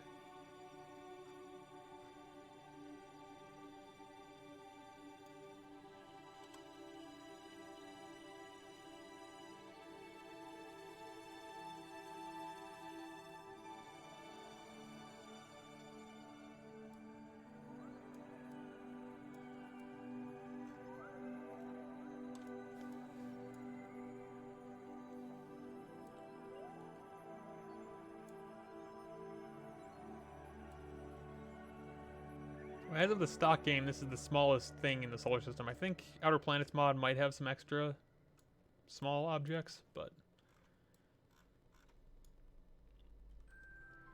So this is the sort of thing you want to avoid with a...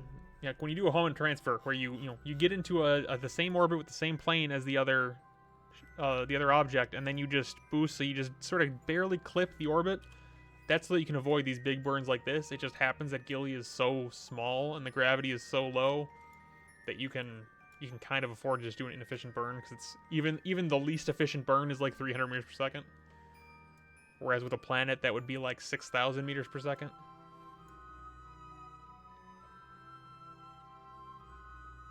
So just for gravity reference here, a low orbit of Eve requires like 3,000 something meters per second of delta of velocity just to stay in orbit. Kerbin requires like a little under 2,000, I think. Gilly, I'm currently in orbit at 18 meters per second. So it's pulling on me so slowly that just by going like a quick jog sideways is enough to keep me in orbit.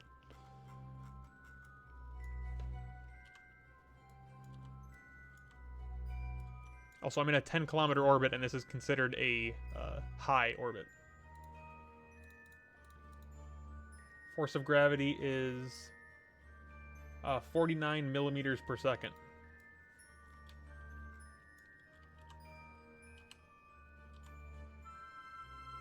So, let's get our...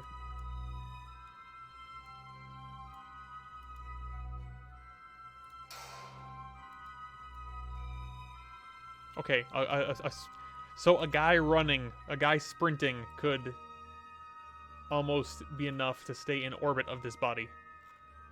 And this technically you could do a higher orbit that would be slower. What's the maximum orbit of this thing? So yeah, I mean, this is... I'm at 10 kilometers. You could go up to 100,000 kilometers. Or 100 kilometers, and... that would be... You'd probably be moving a couple meters per second tops. Alright, now, let's go through and do all the science. Get all that done.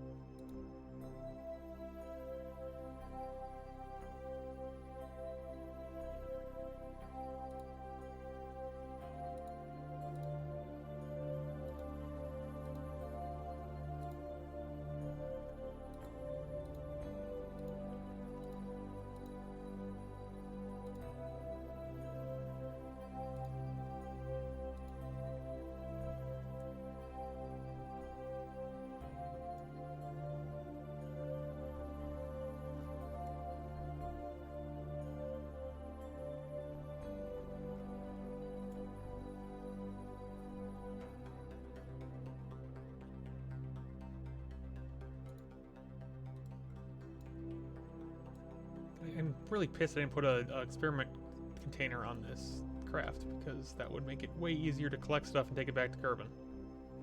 As it is, I'm gonna be left with a bunch of incomplete experiments, basically.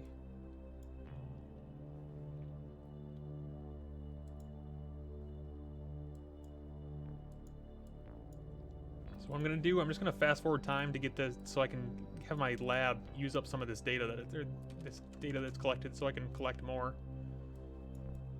And just very slowly orbit around Gilly in the meantime.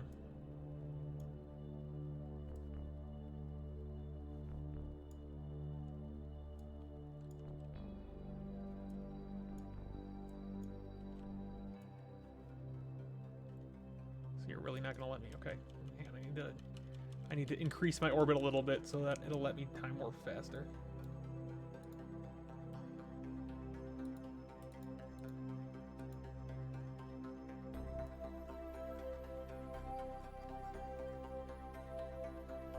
Wait, what?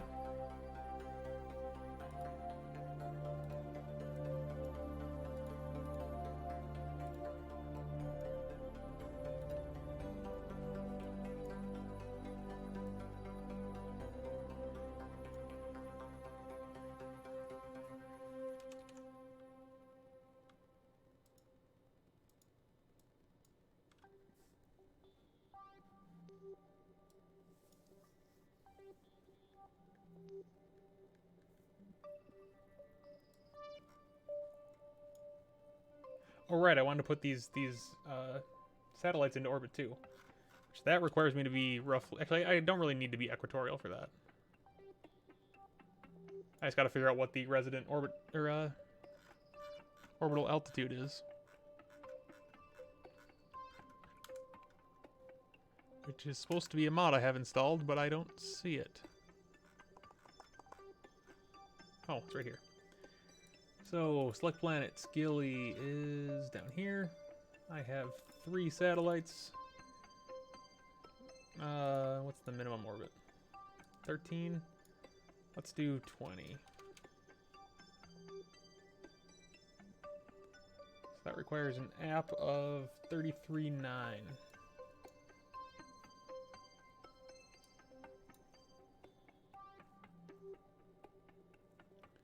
So instead of this, I want to change apoapsis to 33.953 meters.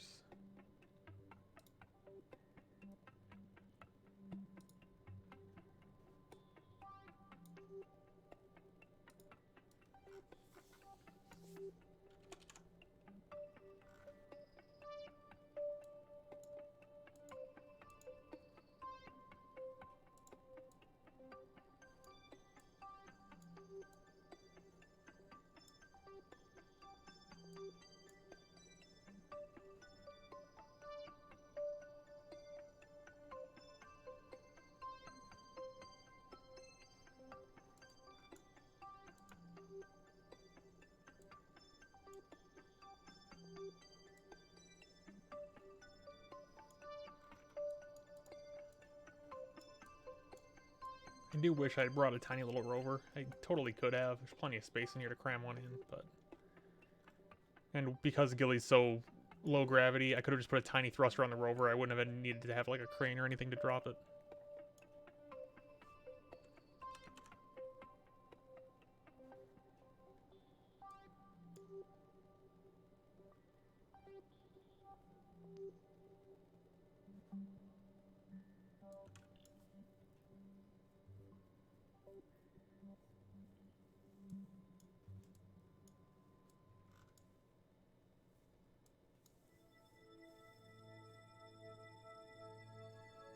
I mean, yeah, it wouldn't have to be a rover. It could have just be a little brick with some thrusters on it, with some tiny RCS thrusters, and could just hop its way around the entire planet.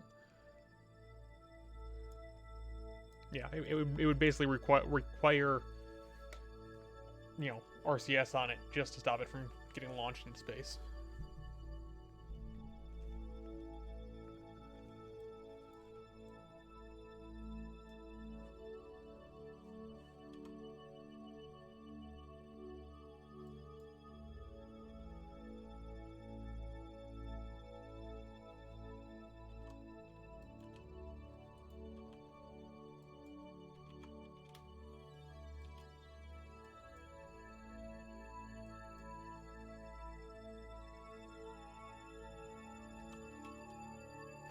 Let me turn some of these engines off, because I do not need this much thrust to do these maneuvers. Let me turn the remaining engines down to about 10%.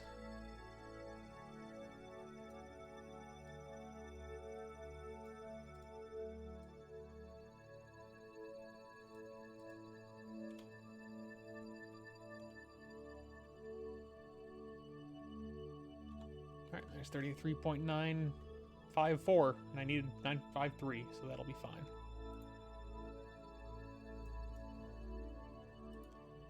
Then I need to change my periapsis to 20.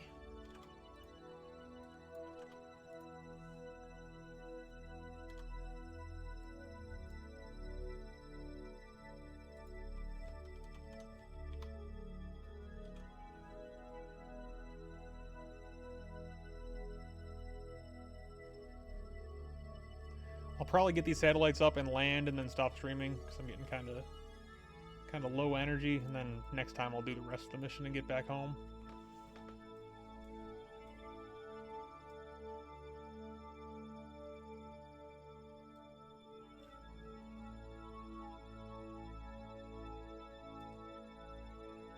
How long does one orbit take on this planet?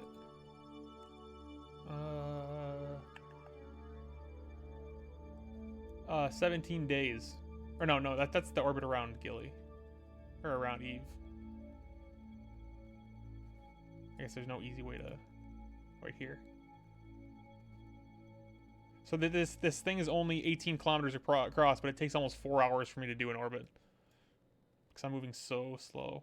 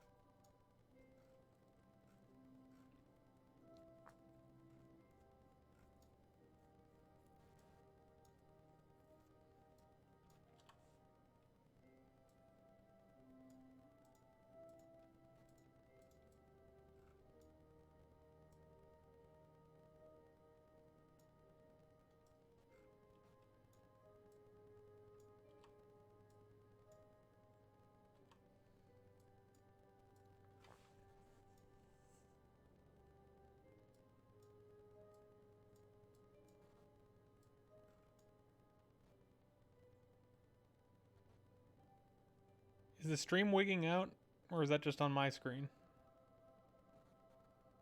It's running smooth for me on the game, but the stream looks terrible. Okay, so this orbit's kind of shitty, but... Oh no, okay, it looks fine now. Never mind, might have just been a hiccup. This orbit isn't quite as good, but when I have a ship this big, it's really hard to fine-tune it, and it really doesn't matter, because all I'm trying to do is launch these. So I need to go retro... Or no, I need to go...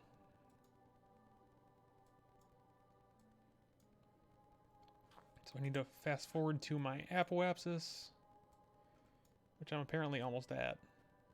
Weird. Okay. And then I need to dump these. So let me extend all the antenna first.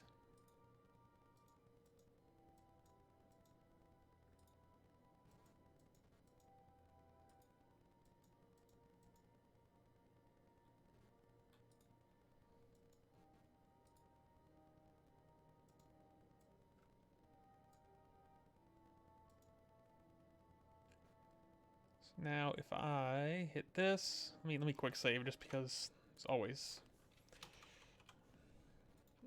Gilly relay deploy.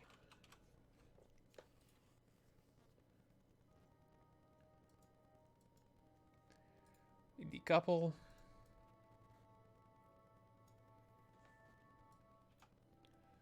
So now these little dudes have to fly around the next apoapsis. Or next periapsis, rather. So right now they're on an eccentric orbit, meaning that they're not circular. So they have their highest point is meaningfully higher than their lowest point. But that means that I can take all of them to the lowest point.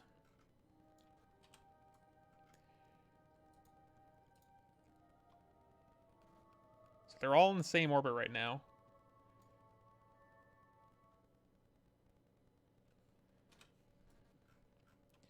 Need to point it approximately retrograde.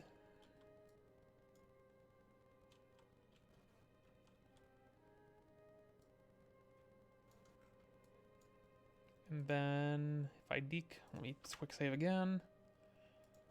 And decouple. And then switch to this. So that just the force of that decoupler was so high it actually put me into a closer to circular orbit. So now activate this engine.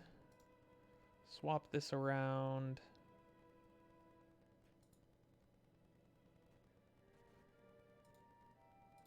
Rename this to Gilly Relay. Then turn this engine way down to low thrust.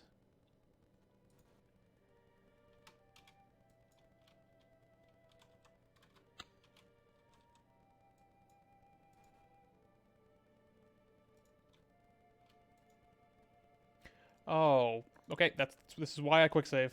This is why I quick save. I accidentally pumped the oxidizer out of these relays when I was doing my fucking around with the aero braking. So let's load this and put the oxidizer back in them. Because kinda doesn't work to have a rocket without oxidizer.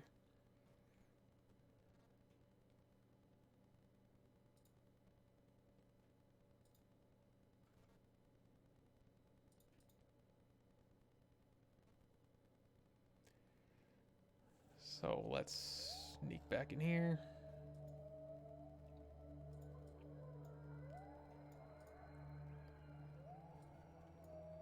Oxidizer. Pump that back in. Now, if I do the same thing.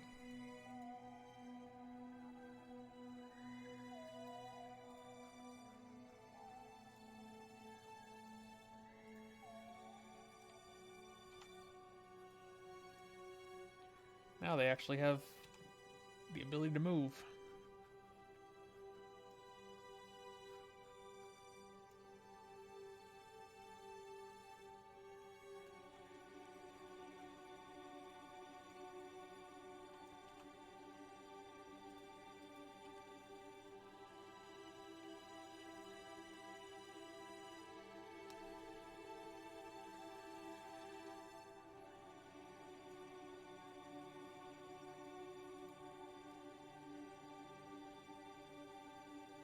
Yep, stack points retrograde. This one. It's close enough to the periapsis, it's fine. So now let's fix this again.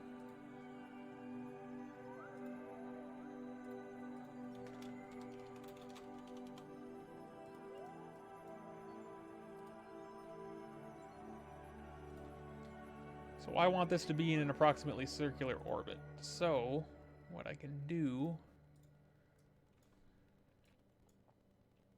is crank this way down.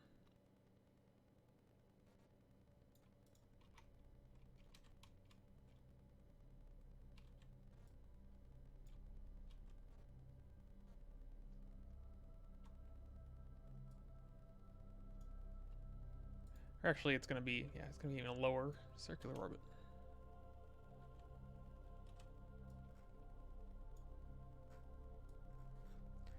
Oh, Gilly's so weird that the force of the decouplers is causing problems. It's not ideal. So what I'm going to do is I'm just going to hit circularize right now.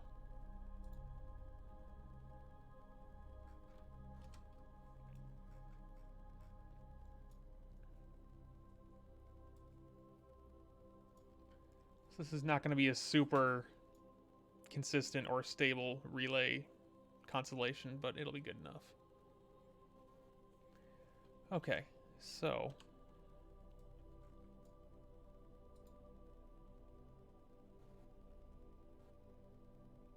just seeing if there was a way to set orbital velocity or orbital period from here.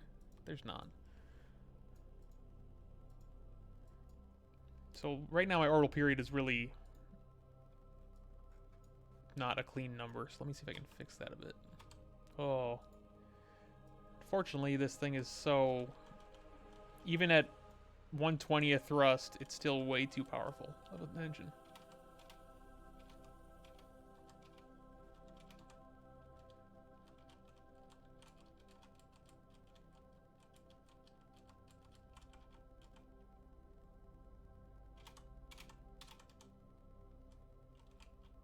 I know it's not super obvious what I'm doing right now, but just don't worry about it for a second.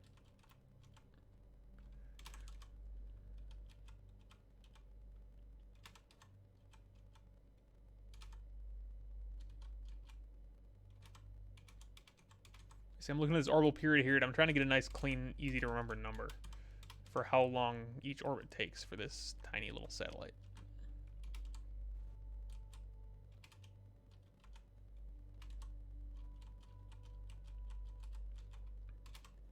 Which might not be super doable, but...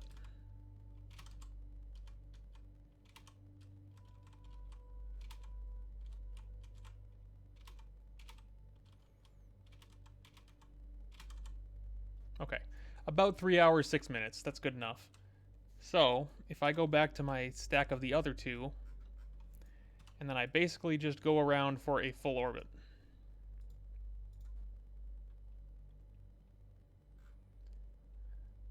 This is actually not going to work well at all, so it's probably going to be bad, but that's fine.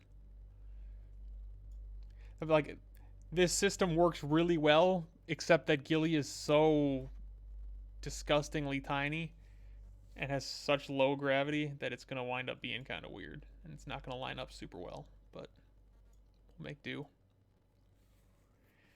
Yeah, that's not what I wanted.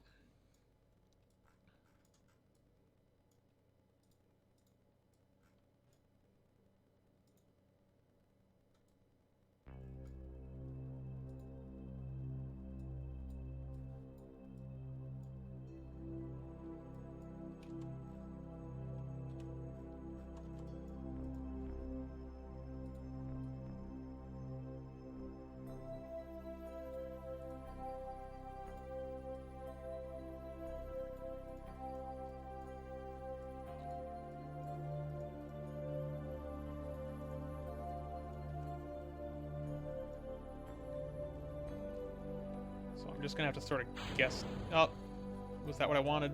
That wasn't what I wanted. Shit. Okay, it should be fine.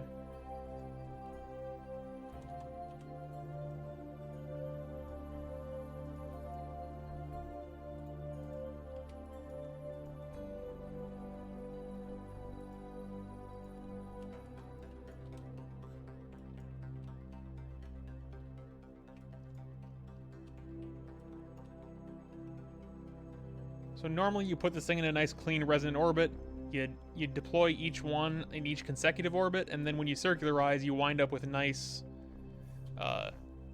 consistent spacing around the planet, and it's a really easy way to make... Here, like, do I have one around Eve right now? I don't know if I do.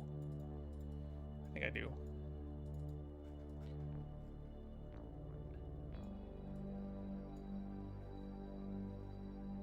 So you wind up with a relay setup like this, where you got one here, you got one here, you got one here, and you got one here, and they all share the same orbital period, so you get these nice, clean-looking constellations, so that no matter where you are around the equator of this planet, there's always at least one satellite above you, so you constantly have communication, even if you don't have, even if you don't have line of sight to Kerbin or to the big relay. So basically you have these little relays in a constellation, then you put a big relay that can see all of them at once, and that one can always see Kerbin, because it's in a way higher orbit. So it's a really easy way, or it's a really clean way to make sure you always have communications regardless of where you are on the planet. But doing that requires some very careful, like, altitude adjustment around the planet, which is really hard when the planet is so tiny that every single tiny movement just radically changes your orbit. So I'm just going to wind up fast forwarding and trying to wait for these things to space themselves out properly, and then I'll figure it out from there.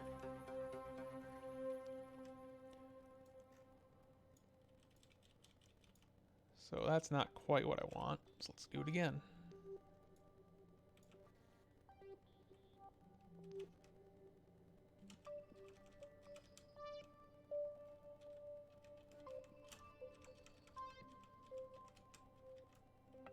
Now it's on the far side of the planet, so that's not ideal.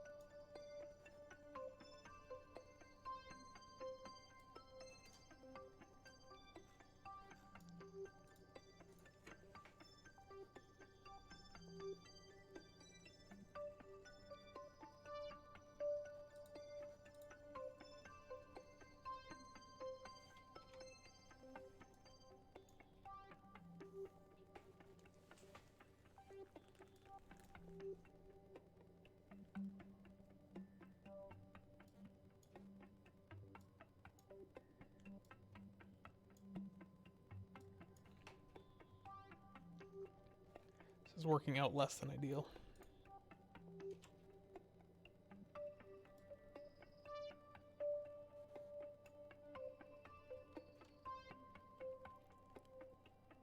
I'm just going to change my orbital period. The other one was 3 hours and 6 minutes, so let me do this until it's a little bit like 4 hours. And then, in theory, every orbit will get an hour away, and then it'll be easier to try and get a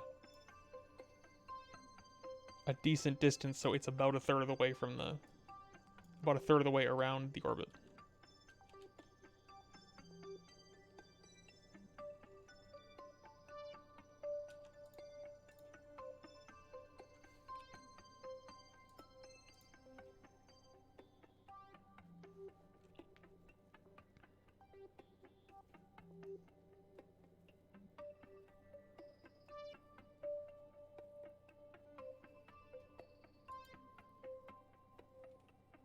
Okay, that is pretty much perfect. It's really not.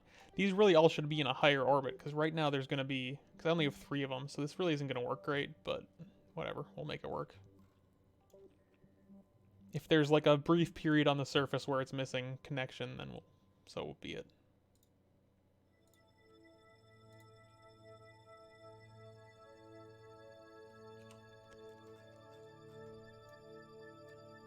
This thing is burning right now at a very low thrust to just circularize itself.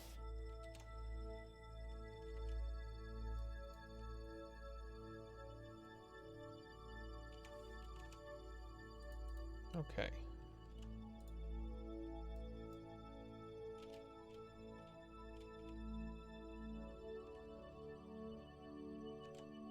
There we go. There's 3 hours, 6 minutes. So now we got one more to get just right.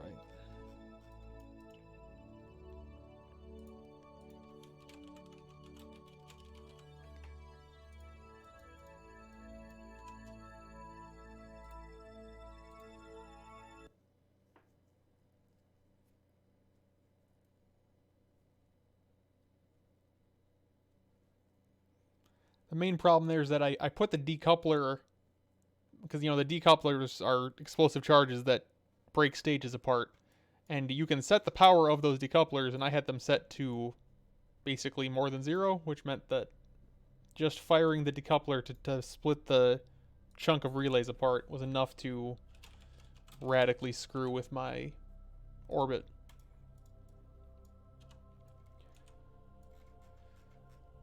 So now I need to wait until this one is roughly in between these two.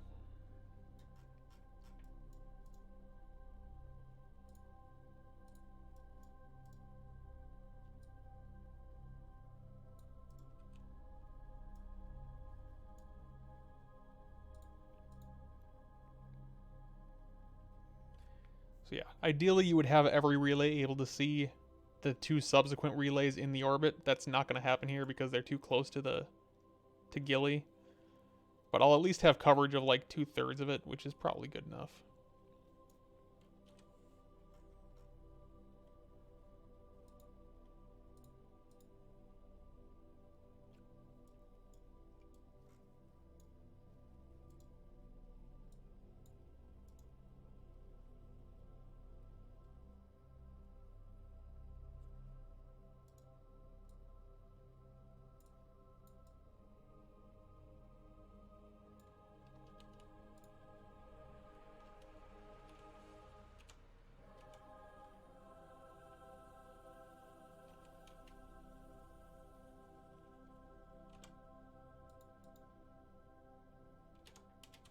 Okay, there's 3 hours, 6 minutes ish. So it's far from ideal, but it works for now. A little bit better planning on my part could have fixed that, but meh.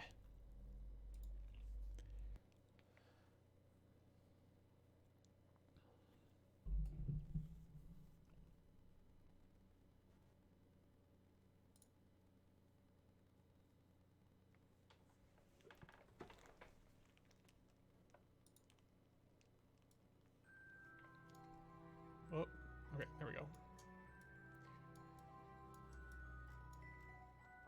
So how's my laboratory doing?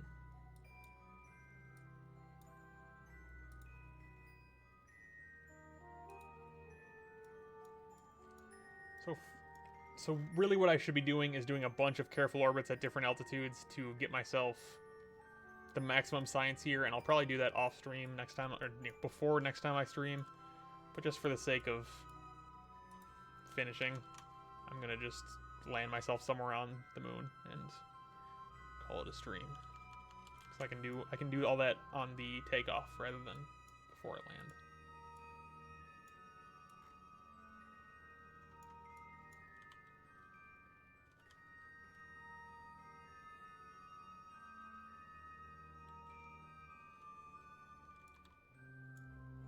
So let's deploy our landing gear.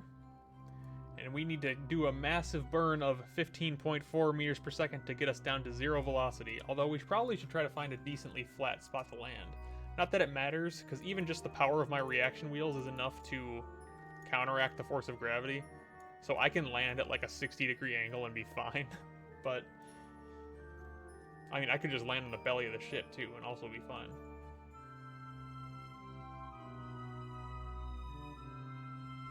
I mean, you could very easily just... I mean, I could tie a piece of, like, copper wire into a big circle and just wrap it around the planet. Like, it's 18-kilometer diameter. I don't know what the circumference of that is. It's times 6, basically. So it's less than 100 kilometers of wire to do, like, a full antenna around the entire planet.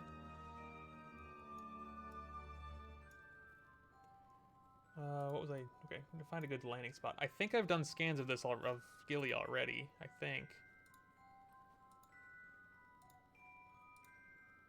Yes, I have. So that's altitude. These are biomes. So highlands have the most ore. But I have so much Delta V right now that I don't need to worry about mining until I'm actually getting ready to go back to Kerbin. But just for the sake, let's land at one of the highlands just so we get a good view. Where's a good spot that has a view of of Eve? Up here should be good. So normally, you know, I'm on an orbit. You can see the blue line is my orbit. Normally, you would want to land somewhere along that orbit because it means you just burn retrograde and it'll knock your orbit down. But because my orbit is currently 15 meters per second, I can just say, fuck it, I'm going to land directly perpendicular to my orbit because who cares? So we're going to try to land on top of this hill here. So forget orbital mechanics. I'm just going to point straight at that hill and then go forward.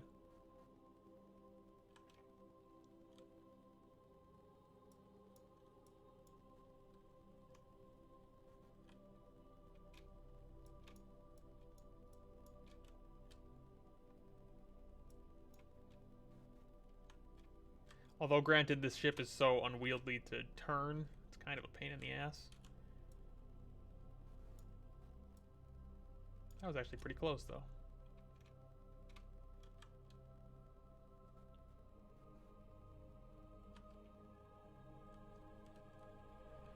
A break? I don't even know what that means. You mean a way to slow down? Because I absolutely have a way to slow down. It's the fact that I have engines that are capable of several thousand times as much thrust as I need to land safely.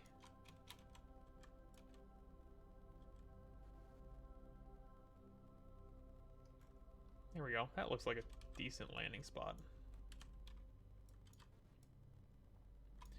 So now we just need to coast our way in. Let's save this just in case something somehow goes wrong.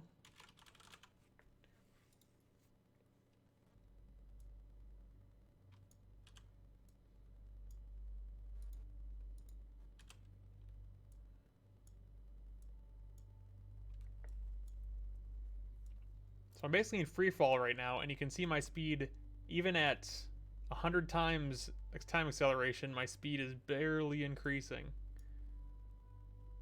That is actually a major problem, is landing on a planet like this, is that you overshoot and launch yourself back into space. That's why you usually land with your reaction control thrusters instead of your main engines.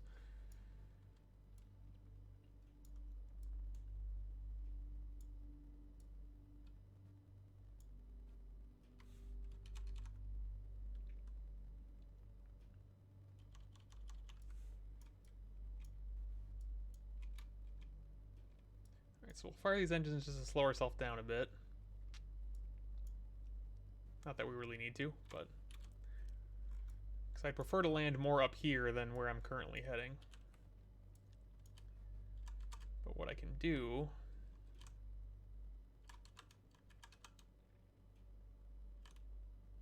Oh, wrong way. Spin this bad boy around.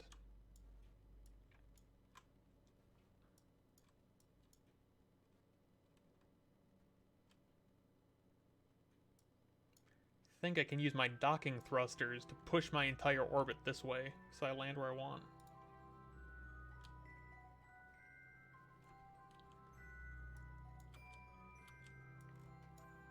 So yeah, I'm twisting my entire orbit just with these thrusters on the back that are meant for docking.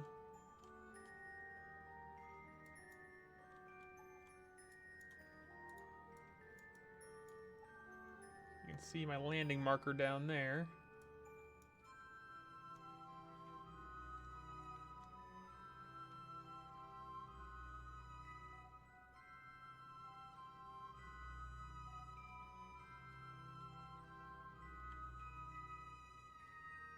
That'll probably be fine. You know what I'm going to actually do? Just to make this easier, I'm just going to jettison most of my fuel. Because that'll make the ship lighter and easy and more maneuverable, while at the same time I can just refuel, I can just mine whatever fuel I want once I land. So let's dump. Let's pump a little bit of fuel into here. Let's get to like 50%.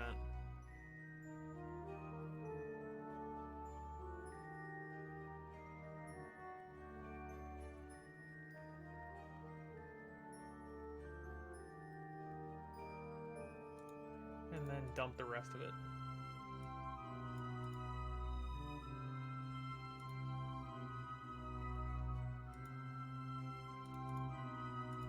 Just because that'll shed the mass, that'll make these thrusters relatively more powerful.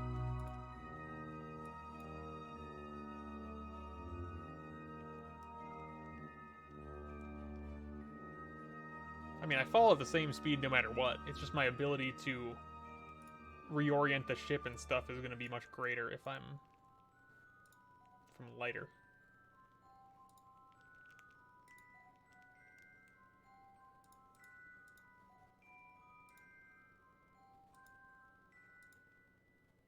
Wait, did I? Oh, I screwed that up. I dumped from the wrong tank.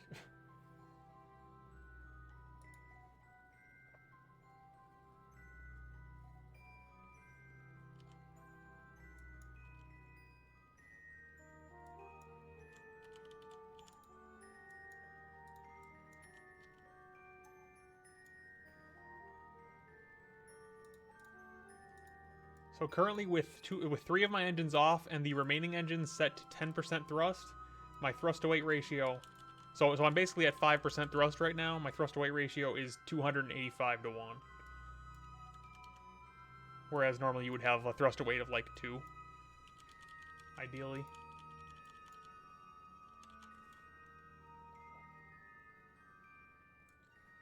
Alright, let's get this thing retrograde.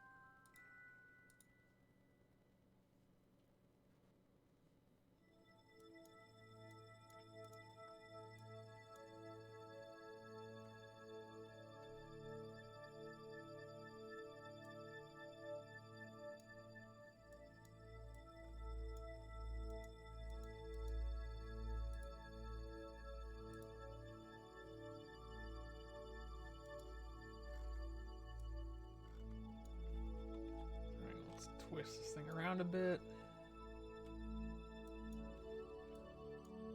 And come in for the proper landing.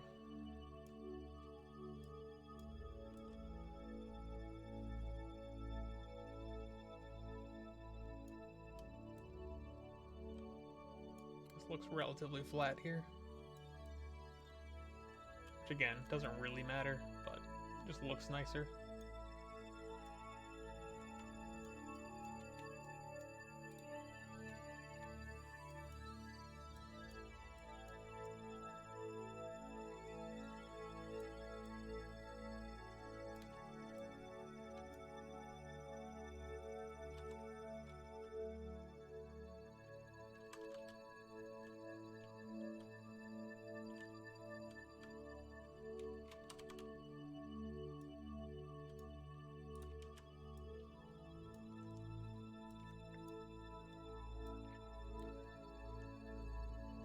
Kind of forgot how annoying Kelly is to deal with. It's fine when you have a really lightweight craft that can just spin itself around no problem, but when you're dealing with something this heavy, it's kind of a pain.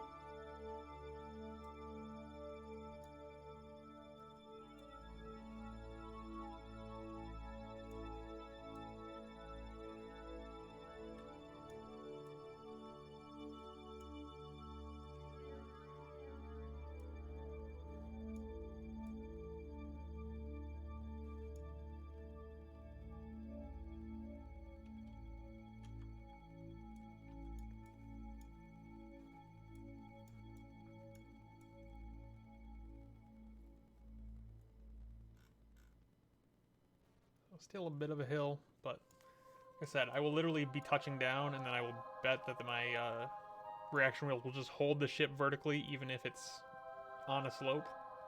So like one of the legs will be touching the ground, and the others will just be floating there, because the reaction wheels are more powerful than the force of gravity. Like substantially.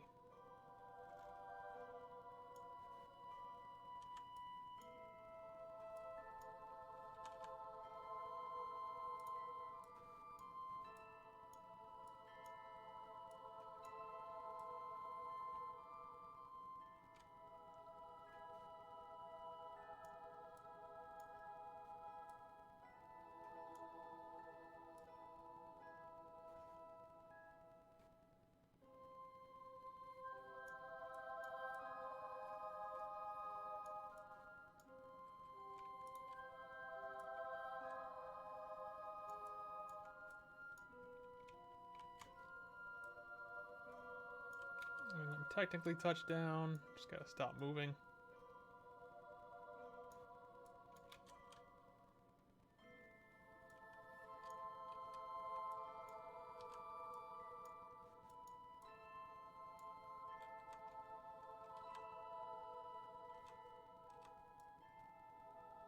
Just gotta fire my thrusters downwards to land properly.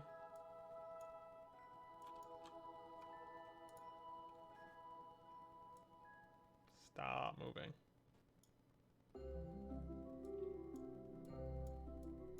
Please stop.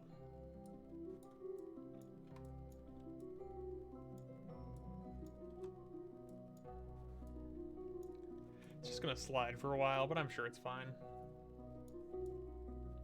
Unfortunately, these rocks don't exist. They're just graphical. They don't have collision, so I'm just gonna slide straight through them.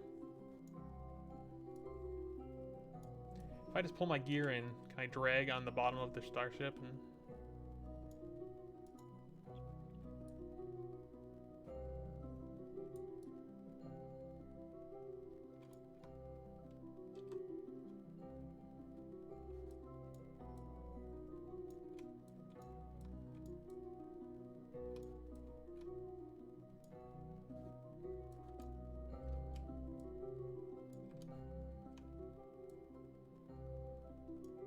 This is annoying. Touch down, you son of a bitch.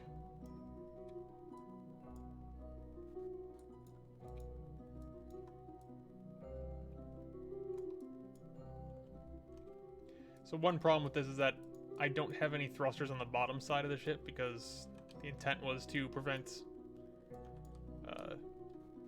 them from exploding in the atmosphere, but it means that it's very hard. It means I can only translate properly in 3 directions. So this thing's just gonna float for a while, I think.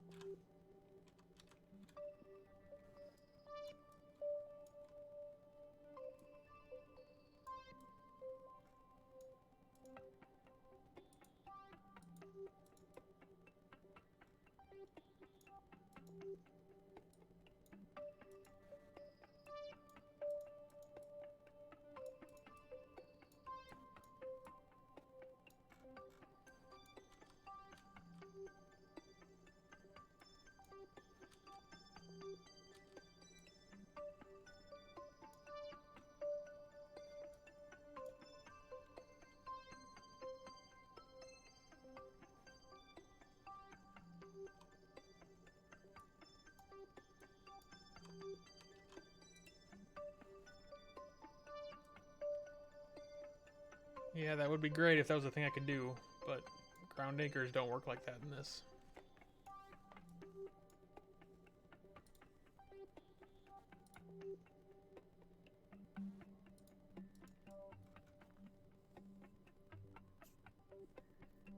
And like, I don't even care that much about it being stable. The problem is that I need to be able to have Kerbals get out and do all, like, deploy all the science equipment. But I don't want the ship that they're coming in on to fly away in the process.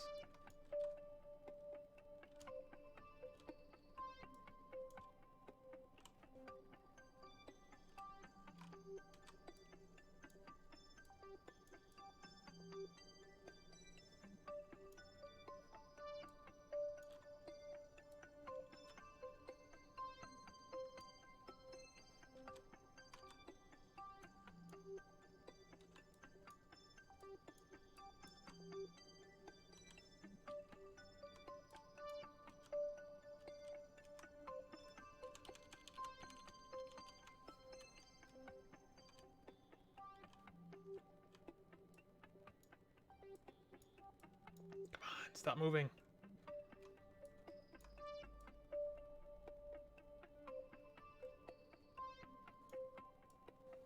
Oh.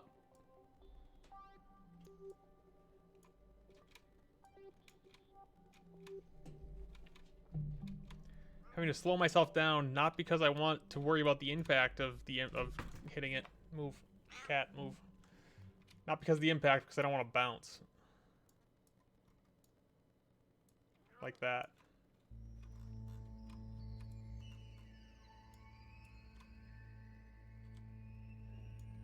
Okay. Turned all control systems off. I'm just going to wait for this to settle and see how it settles. Hopefully it doesn't tip over.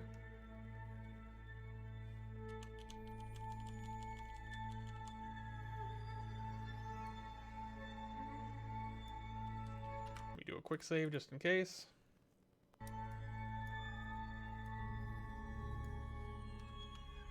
Do some physics warp. Can't even tell if it's moving or if it's just sitting here.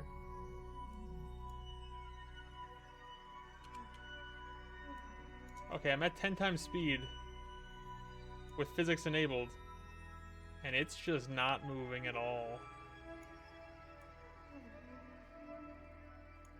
So I guess this is just how it lives now. Like, I don't even have reaction wheels turned on to, like, hold it in place. This is just The friction of this corner touching the ground is greater than the force of gravity, trying to pull the back half down.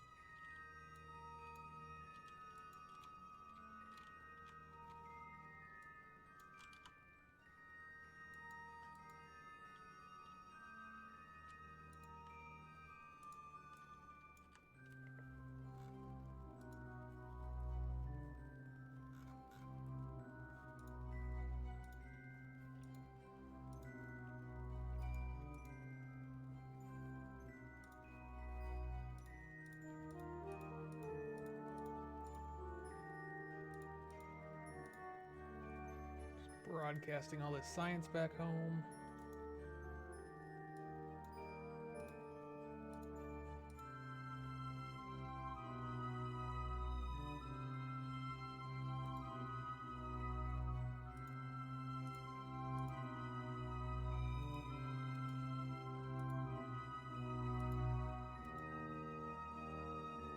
So let me have that. We have Bob come out here and put a flag down, and then we'll call the stream.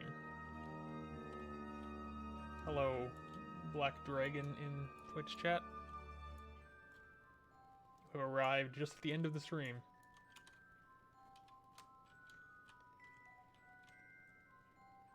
You can see I have ladders on the starship, but clearly those aren't super necessary.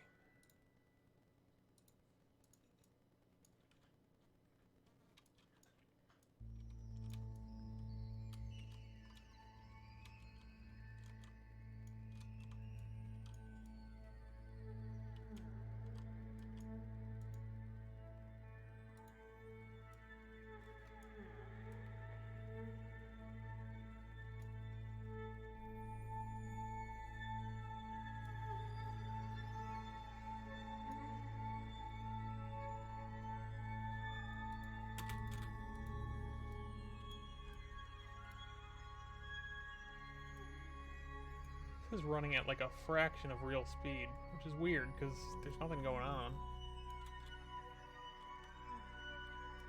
That was just a jump. That was a jump without thruster pack.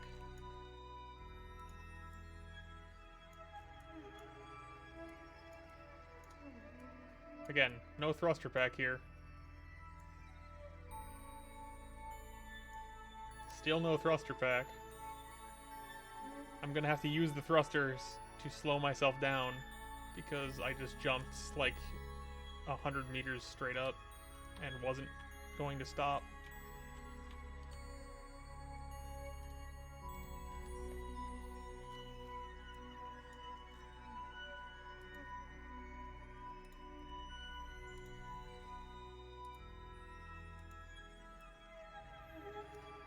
So let's see what level everybody is now.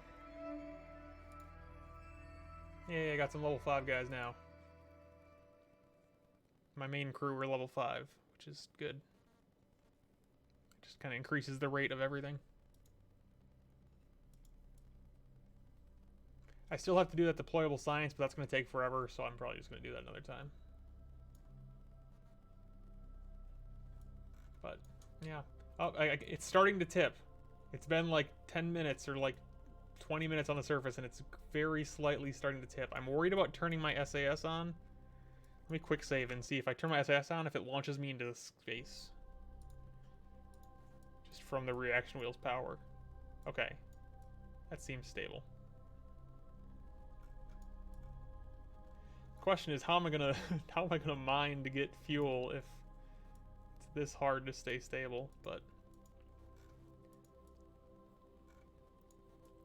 especially because I want to get science from all. There's 3 biomes on this moon. If I go to, there's highlands, midlands, and lowlands, and I want to get all 3. But landing this thing 3 times seems like a real pain in the ass. So we'll see. I'll probably do that off camera. Hopefully. Let's see, like, normally, cat is standing in my way. Move, cat. Move, please. I'll play with you later. Please move. Please move. Like, normally you zoom out from a planet, and you can't, you can see the ship. And granted, it's a big ship, but it's also it's a fucking moon, and it's right there. It's very clearly right there. Unfortunately, I can't, like, clip the camera further down right now. Actually, isn't there a free camera option? I don't know what it is. F10? No. F2? Well, that's clean.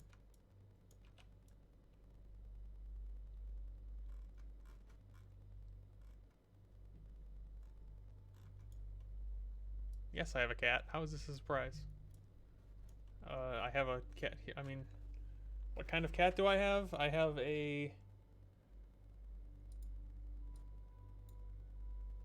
that kind of cat. Hello.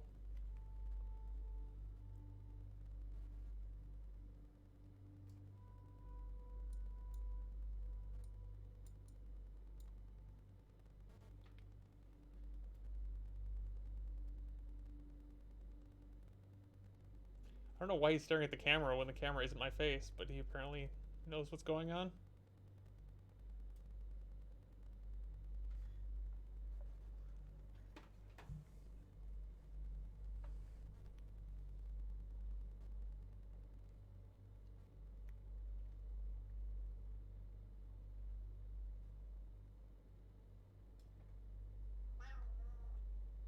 He's upset by strange cameras.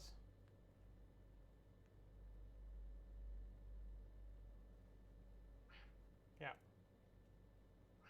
Yeah. Okay, that's enough cat. For the time being. Maybe next time I stream I set up a cat cam. Okay, let's do a good quick save here. Gilly landed.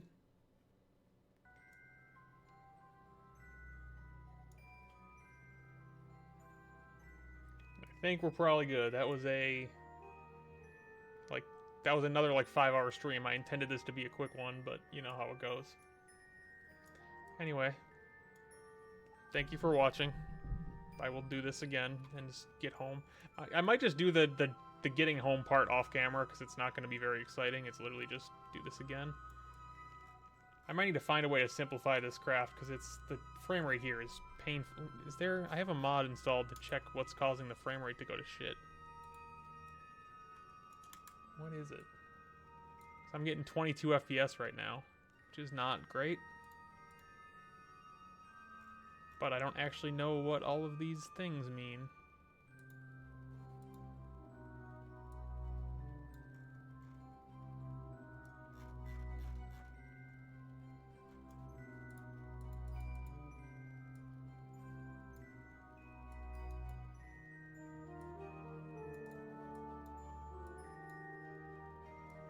Should probably look into this and see.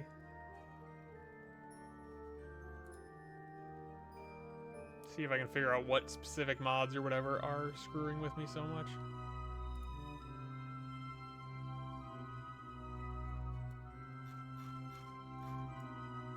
If I zoom out, it's better.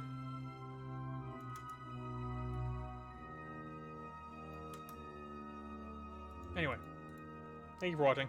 Goodbye.